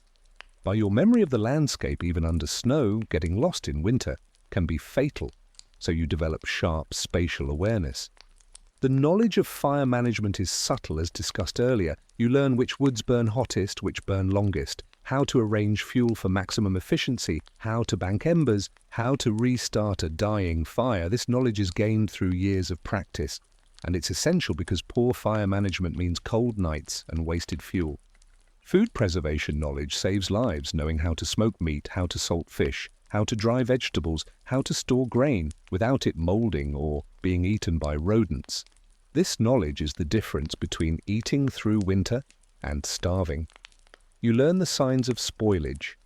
You learn to check stores regularly. You learn to rotate stock, using oldest items first. Children are both the reason to survive and the most vulnerable members of the household. They require more attention, more resources, and more protection than adults.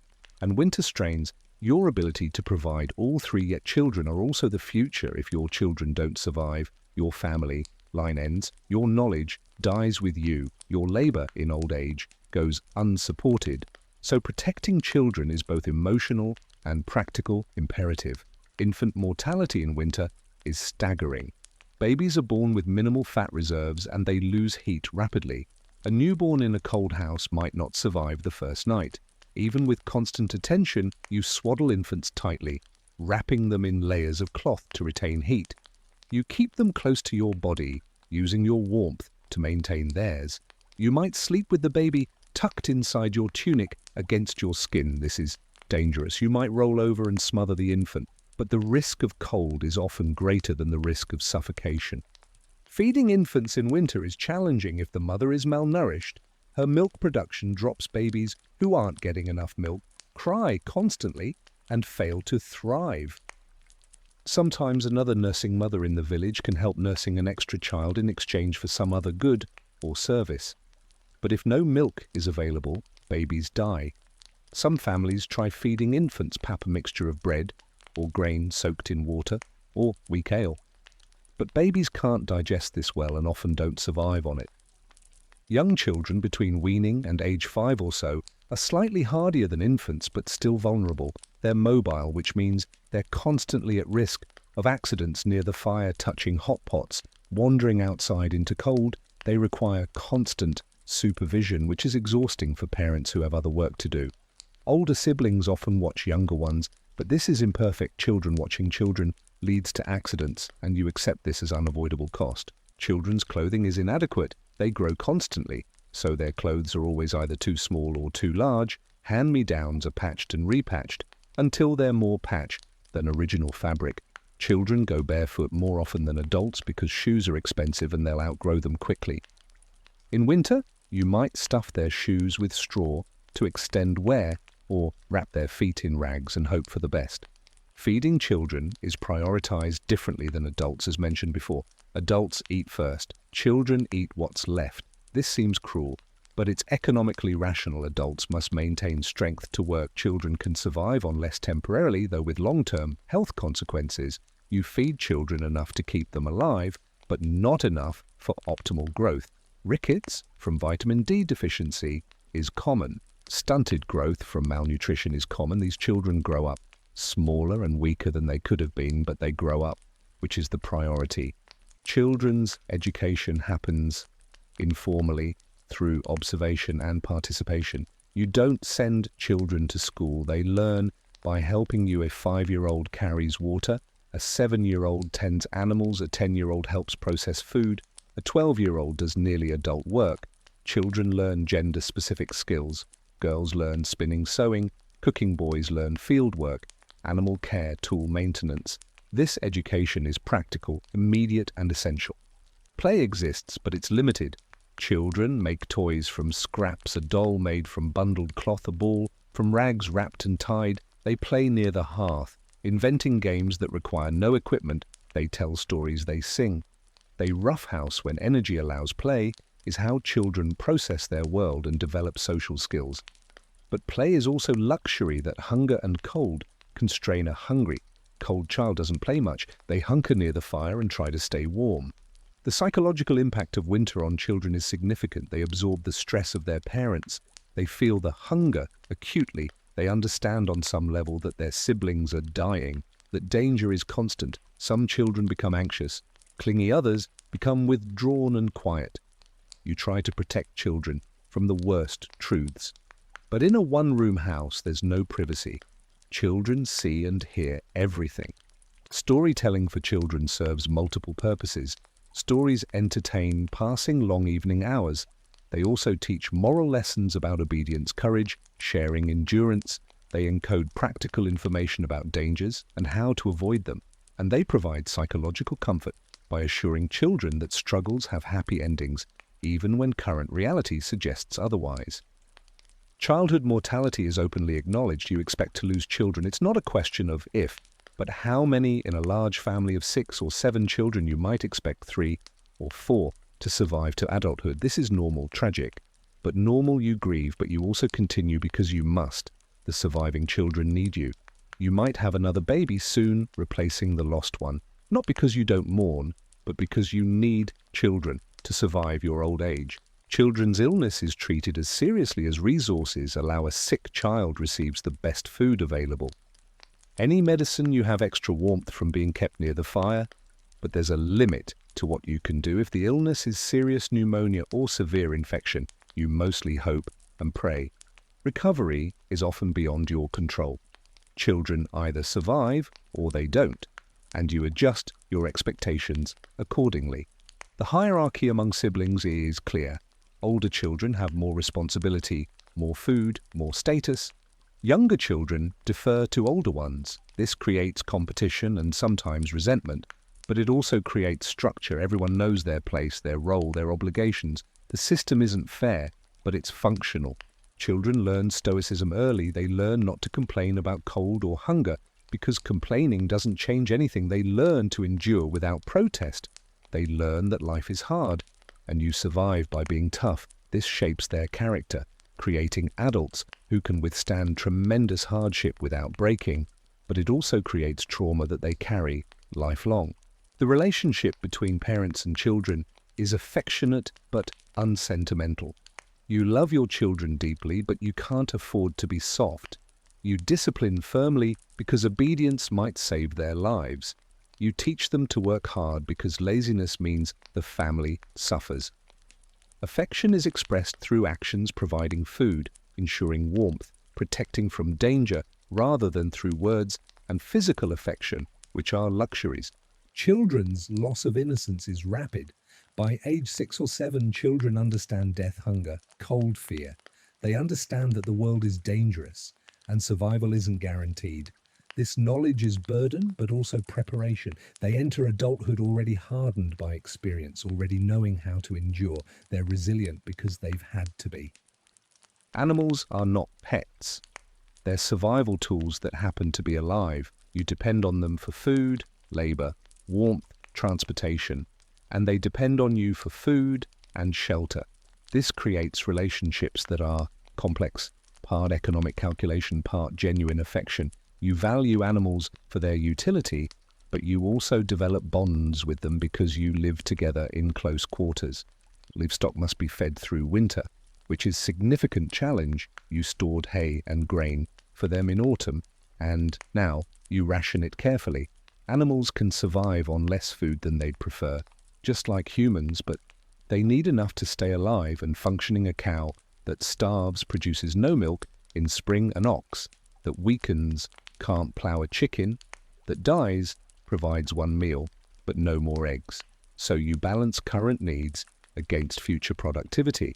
Cattle, if you have them, are tremendously valuable. A cow provides milk, which can be made into cheese, butter, or drunk fresh.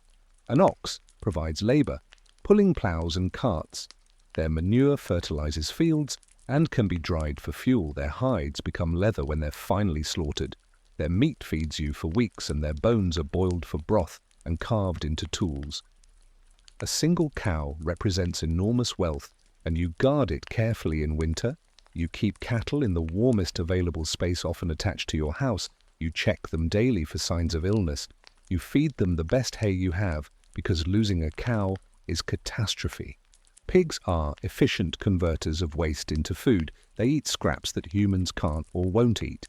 Turning it into meat, pigs are slaughtered in late autumn, traditionally because preserving pork through winter is easier than feeding the pig. All winter the timing is strategic. Temperatures are cold enough to prevent spoilage during butchering, but not so cold that you can't work outdoors. Butchering is communal event. Neighbors help and share the meat, and everyone benefits. Sheep provide wool, which is arguably more valuable than their meat. A living sheep produces wool every year. A dead sheep provides meat once, so you shear sheep in spring and summer and preserve the sheep for ongoing wool production. Sheep are hardy. They can survive on rough forage and they tolerate cold reasonably well, but they still need shelter from the worst weather and protection from predators. Wolves are a real threat in winter. When other food is scarce, a wolf pack can devastate a flock overnight, so you house sheep securely. Goats are versatile. They provide milk, which is rich and easier to digest than cow milk. For some people, they're nimble and can forage on terrain that's too rough for cattle. They're smaller than cattle, meaning they need less food and less space. They're also ornery and will eat things they shouldn't, like your stored grain, if they can reach it, so you manage them carefully. Goats tolerate cold well, and their small size makes them suitable for poorer families who can't afford cattle. Chickens are valuable beyond their size. They lay eggs, which provide high-quality protein year-round, though less frequently in winter. They also eat insects and seeds, helping control pests. Their manure enriches soil. When chickens die of age or accident or design, they provide meat. Chickens are easy to keep, requiring only a small coop and scraps of food. They're affordable for even poor families, making them nearly universal. Dogs serve multiple roles. They guard property, barking when strangers or predators approach. They help herd sheep and cattle.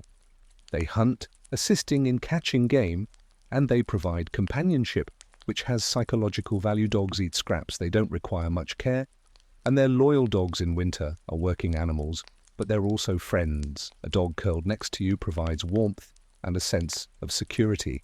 Cats control rodents, which is essential. Rats and mice eat stored grain, spreading disease and causing destruction.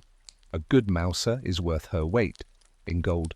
Cats require little care, feeding themselves partly on mice, and they tolerate the smoke and chaos of medieval household. Cats are less obviously affectionate than dogs, but they're valued for their practical contribution. Horses are luxury. Most peasants don't own horses. They're expensive to buy, expensive to feed, and primarily useful for transportation and heavy labor, which peasants don't often need. Horses are nobles' animals, though some wealthier peasants might own a small sturdy pony. Horses require more grain than cattle, making them impractical for families struggling to feed themselves. But if you do have a horse, it's a mark of significant status. The ethics of animal care are pragmatic. You provide for animals because they provide for you, but you don't sentimentalize them. A sick animal is evaluated economically if treatment is cheap, and the animal valuable, you treat it. If treatment is expensive and the animal marginal, you might slaughter it immediately, turning it into food before it dies on its own. An animal that dies of disease might not be safe to eat, so you lose the entire value. This calculation is cold but necessary. Animals' social structures affect management. Cows are herd animals, and they're calmer when kept together. Chickens have pecking orders that you learn to recognize and use. Pigs are intelligent and form bonds with each other. Understanding animal behavior makes you more effective at managing them. You learn what calms them, what stresses them, how to handle them safely. The butchering of animals is skilled work and carefully managed. You can't afford to waste anything. The meat is preserved by smoking, salting, or both. The hide is cleaned and tanned into leather. The bones are boiled for broth and carved into tools or buttons. The intestines are cleaned and used as sausage casings. The bladder might become a storage container. Even the hooves are boiled down for glue. Nothing is discarded. Everything has use. The relationship between children and animals is educational and emotional. Children grow up around animals, learning to tend them from early age. They develop affection for animals, even while understanding that those animals will eventually be food. This creates complex emotional awareness. You can love something and still kill and eat it when necessary. This isn't hypocrisy, it's the reality of agrarian life.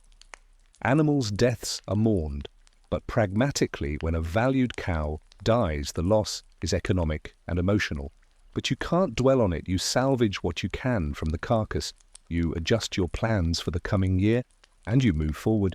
Some animals receive small rituals of acknowledgement, a moment of gratitude before slaughter, or a brief prayer over a favorite animal's body. These gestures honor the relationship while accepting the necessity. Breeding animals is managed strategically. You want livestock to give birth in spring when weather is warming and forage becoming available, not in winter when resources are scarcest. This requires controlling when animals mate, which means separating males and females or managing access. Carefully, you observe animal behavior, learning the signs of fertility and timing, breeding accordingly. This knowledge is crucial for maintaining your livestock. The sounds of animals are the soundtrack of medieval life, the lowing of cattle, the clucking of chickens, the bleating of goats. These sounds are constant and familiar. They're comforting in their way, indicating that life continues, that your animals are alive and well. You learn to distinguish individual animals by their sounds, knowing which goat is complaining and which is in distress. Parasites are constant. Problem animals carry lice, fleas, ticks, and internal parasites. You manage these as best you can, checking animals regularly for obvious problems, using herbal treatments that sometimes work. You accept that animals will always have some parasites, just like humans do, and you focus on keeping the infestation manageable rather than eliminated. Time in medieval winter is experienced differently than in modern life. You don't have clocks, watches, or precise timekeeping. Instead, time is measured by sun position, by church bells, by tasks, and by seasons. This creates a fluid relationship with time that's both liberating and sometimes frustrating. You work according to daylight and necessity, not according to a schedule imposed by external authority. The day is divided into rough periods. Dawn is when light first appears, and roosters crow you rise then or shortly after, because daylight is precious. Morning extends until the sun is roughly overhead. Midday is marked by the church bell ringing for sext one of the canonical hours. Afternoon is the period until the light begins to fail. Evening, or vespers, is marked by another bell. And night falls quickly after you organize tasks around these rough periods rather than precise times. The week is structured by Sunday, which is the Lord's Day, and a day of rest you're required to attend Mass, which provides both spiritual sustenance and social gathering. The prohibition on Sunday labor is taken seriously, though essential tasks like feeding animals continue. You use Sunday to rest, repair your body and soul, reconnect with neighbors, and prepare mentally for the coming week. This weekly rhythm provides structure and periodic respite.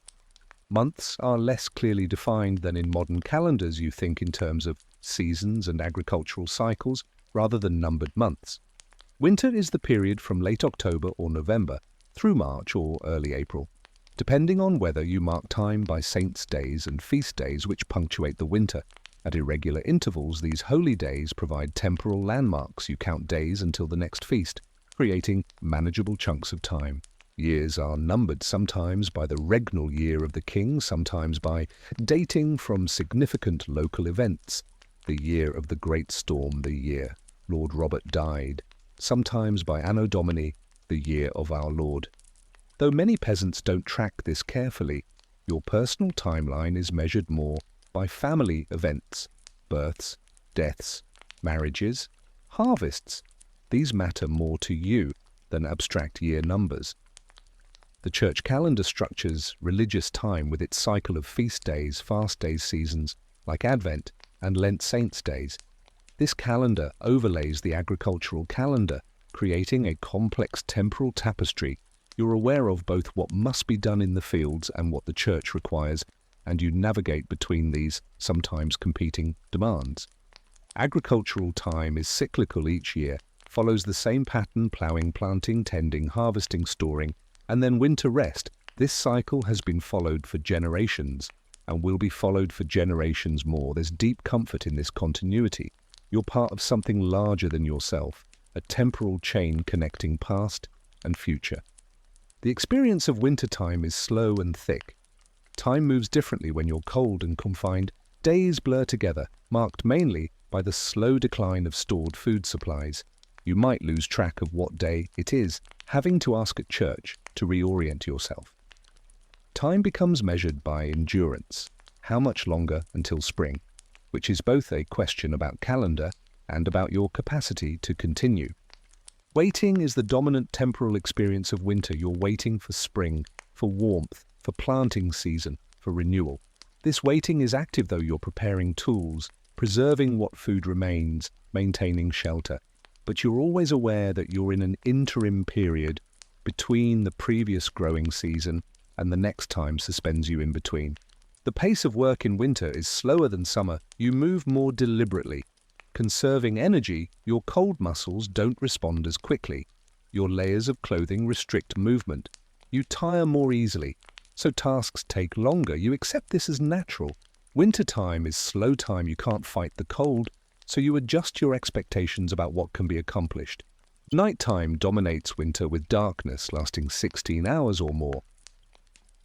In deep winter, you spend most of your life in darkness, working by dim firelight, going to bed early because there's little else to do, and darkness itself seems to demand sleep. This creates a semi-hibernation pattern, where you sleep more in winter than summer, your body naturally wanting to conserve energy in response to cold and darkness. The concept of being on time is loose. If someone says they'll visit on Thursday, they mean sometime Thursday morning or afternoon or maybe evening. Specificity isn't expected or required. You arrive when you arrive, work gets done when it gets done. This flexibility is necessary when weather might prevent travel or urgent tasks might delay your plans. Patience is enforced by circumstances. You can't hurry a fire to warmth. You can't rush spring's arrival. You can't make grain last longer. By worrying, you learn to endure at whatever pace reality demands. This creates a temperament of resignation mixed with determination. You'll survive if you can, and hurrying won't help. So you don't hurry, you persist. The measurement of age is imprecise. Many people don't know their exact age. You know you're younger than your brother, older than your sister, approximately how many winters you've survived, but the specific number matters less than your position in family hierarchy, and your physical capability. Age is performed through work rather than numbered. Memory serves as historical record. You remember events by what else happened that year, the year of the flood, the year the Lord married, the year your sister was born. This creates personal timeline anchored to memorable events rather than abstract dates. Your memories are the stories that structure your understanding of past time. Eventually spring comes, not suddenly but incrementally. The days lengthen by minutes that accumulate into hours. The sun rises slightly higher in the sky, providing more warmth. The snow begins to melt, creating muddy slush that's miserable in its own way, but signals change. The birds return their songs, announcing that survival is possible again. The first signs of spring create intense psychological relief. You've made it. You've survived another winter. This isn't guaranteed every year. Some families don't survive whole villages, sometimes fail, leaving abandoned houses and empty fields. But you're still here, still alive, and that's cause for quiet celebration. You emerge from winter, changed, physically, weaker than autumn. Your body consumed its own tissues to stay warm. You're thinner, paler, marked by months of inadequate nutrition and constant cold. You might have new scars from frostbite or accidents, your lungs damaged by months of smoke inhalation, your joints aching from cold and damp, but you're mobile, you're functional, and you'll recover as food becomes available again. Emotionally, you're exhausted, resilient, but worn thin by months of endurance. You're ready to feel warmth, to see green, to eat fresh food, to work outside in daylight, to have space away from your family, whom you love but have been living in impossibly close quarters with for months. The prospect of privacy, of mild weather, of renewal, fills you with anticipation. The work shifts immediately to preparing for planting.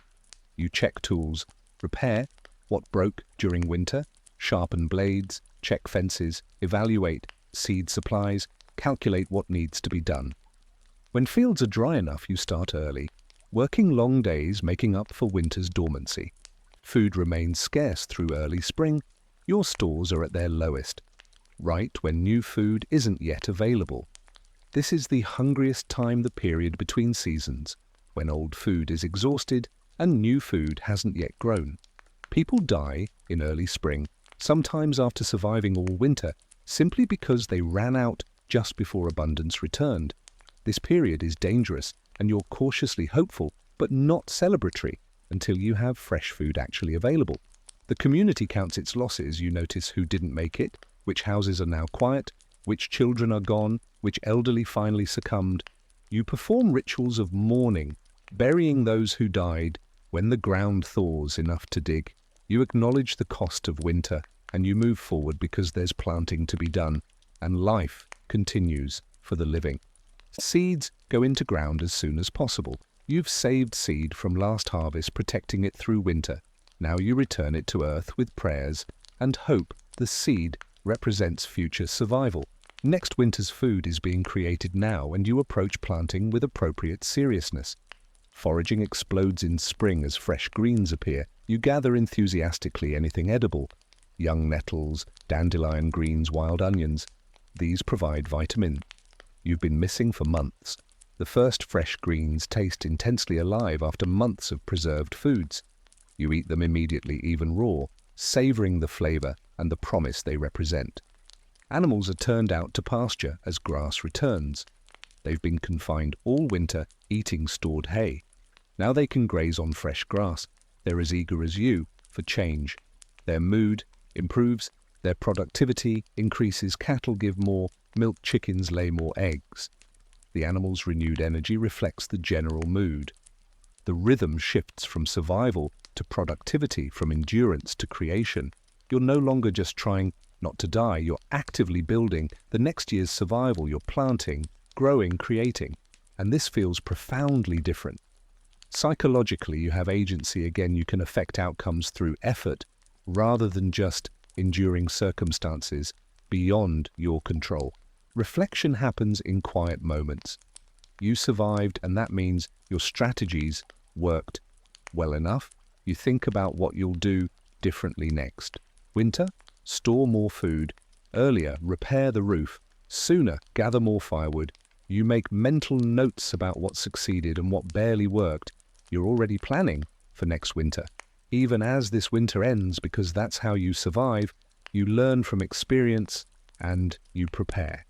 The story of survival is communal. The village survived, not perfectly, not without loss, but the village continues. The fields will be planted, the next generation will grow, people will marry and have children, and those children will learn these same survival strategies because winter always comes and knowledge is how you prepare them.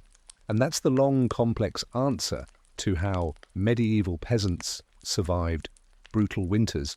Without central heating, it's not one strategy, it's dozens layered and interconnected. They used animal body heat, they insulated their homes, they wore multiple wool layers, they managed fire carefully, they ate strategically, they supported each other socially, they maintained their tools, they protected their children, they worked with their animals, they structured time around survival, they preserved food, they used every scrap of knowledge they had, they endured psychologically, they navigated political systems that often worked against them, and they waited patiently for spring. They survived through combination of practical skill, social solidarity, accumulated knowledge, economic calculation, and sheer stubborn refusal to die. They made winter an art form, turning survival into a craft practiced and refined over generations. They were neither helpless victims nor romantic heroes. They were pragmatic people doing what had to be done in circumstances that were often brutal. Modern comfort is so complete that we barely comprehend what winter meant to them. We adjust a thermostat. They built fires and huddled with goats. We grabbed food from refrigerators. They rationed moldy grain and hoped it would last. We treat illness with antibiotics. They applied poultices and prayed. The gulf between their experience and ours is almost incomprehensible. But there's something worth respecting in their approach. They faced winter with open eyes, knowing how dangerous it was, and they developed comprehensive strategies to counter that danger. They didn't waste time wishing circumstances were different. They adapted to reality as it was not as they wished it to be. There's a kind of courage in that, a determination that's inspiring even across centuries. So tonight, when you adjust your thermostat or turn on your electric blanket or open your well-stocked refrigerator, take a moment to appreciate the technological and social systems that protect you from the kind of winter medieval peasants faced, and maybe acknowledge the debt we owe to those ancestors who survived winter after winter, passing down the knowledge and determination that eventually built the world we inhabit. They kept the human flame alive through cold and darkness and hunger, and that's no small thing. If you enjoyed this deep walk through medieval winter survival, leave a like and subscribe. If you want more historical deep dives, and tell me in the comments what aspect of medieval life you'd like to explore next. Would you want to hear about medieval medicine or warfare or daily life in a castle or something else entirely? Thank you for spending this time with me thinking about cold and survival and the stubborn human refusal to surrender. Now go appreciate your heating and sleep well, knowing that winter tonight is nothing compared to winter then. Good night.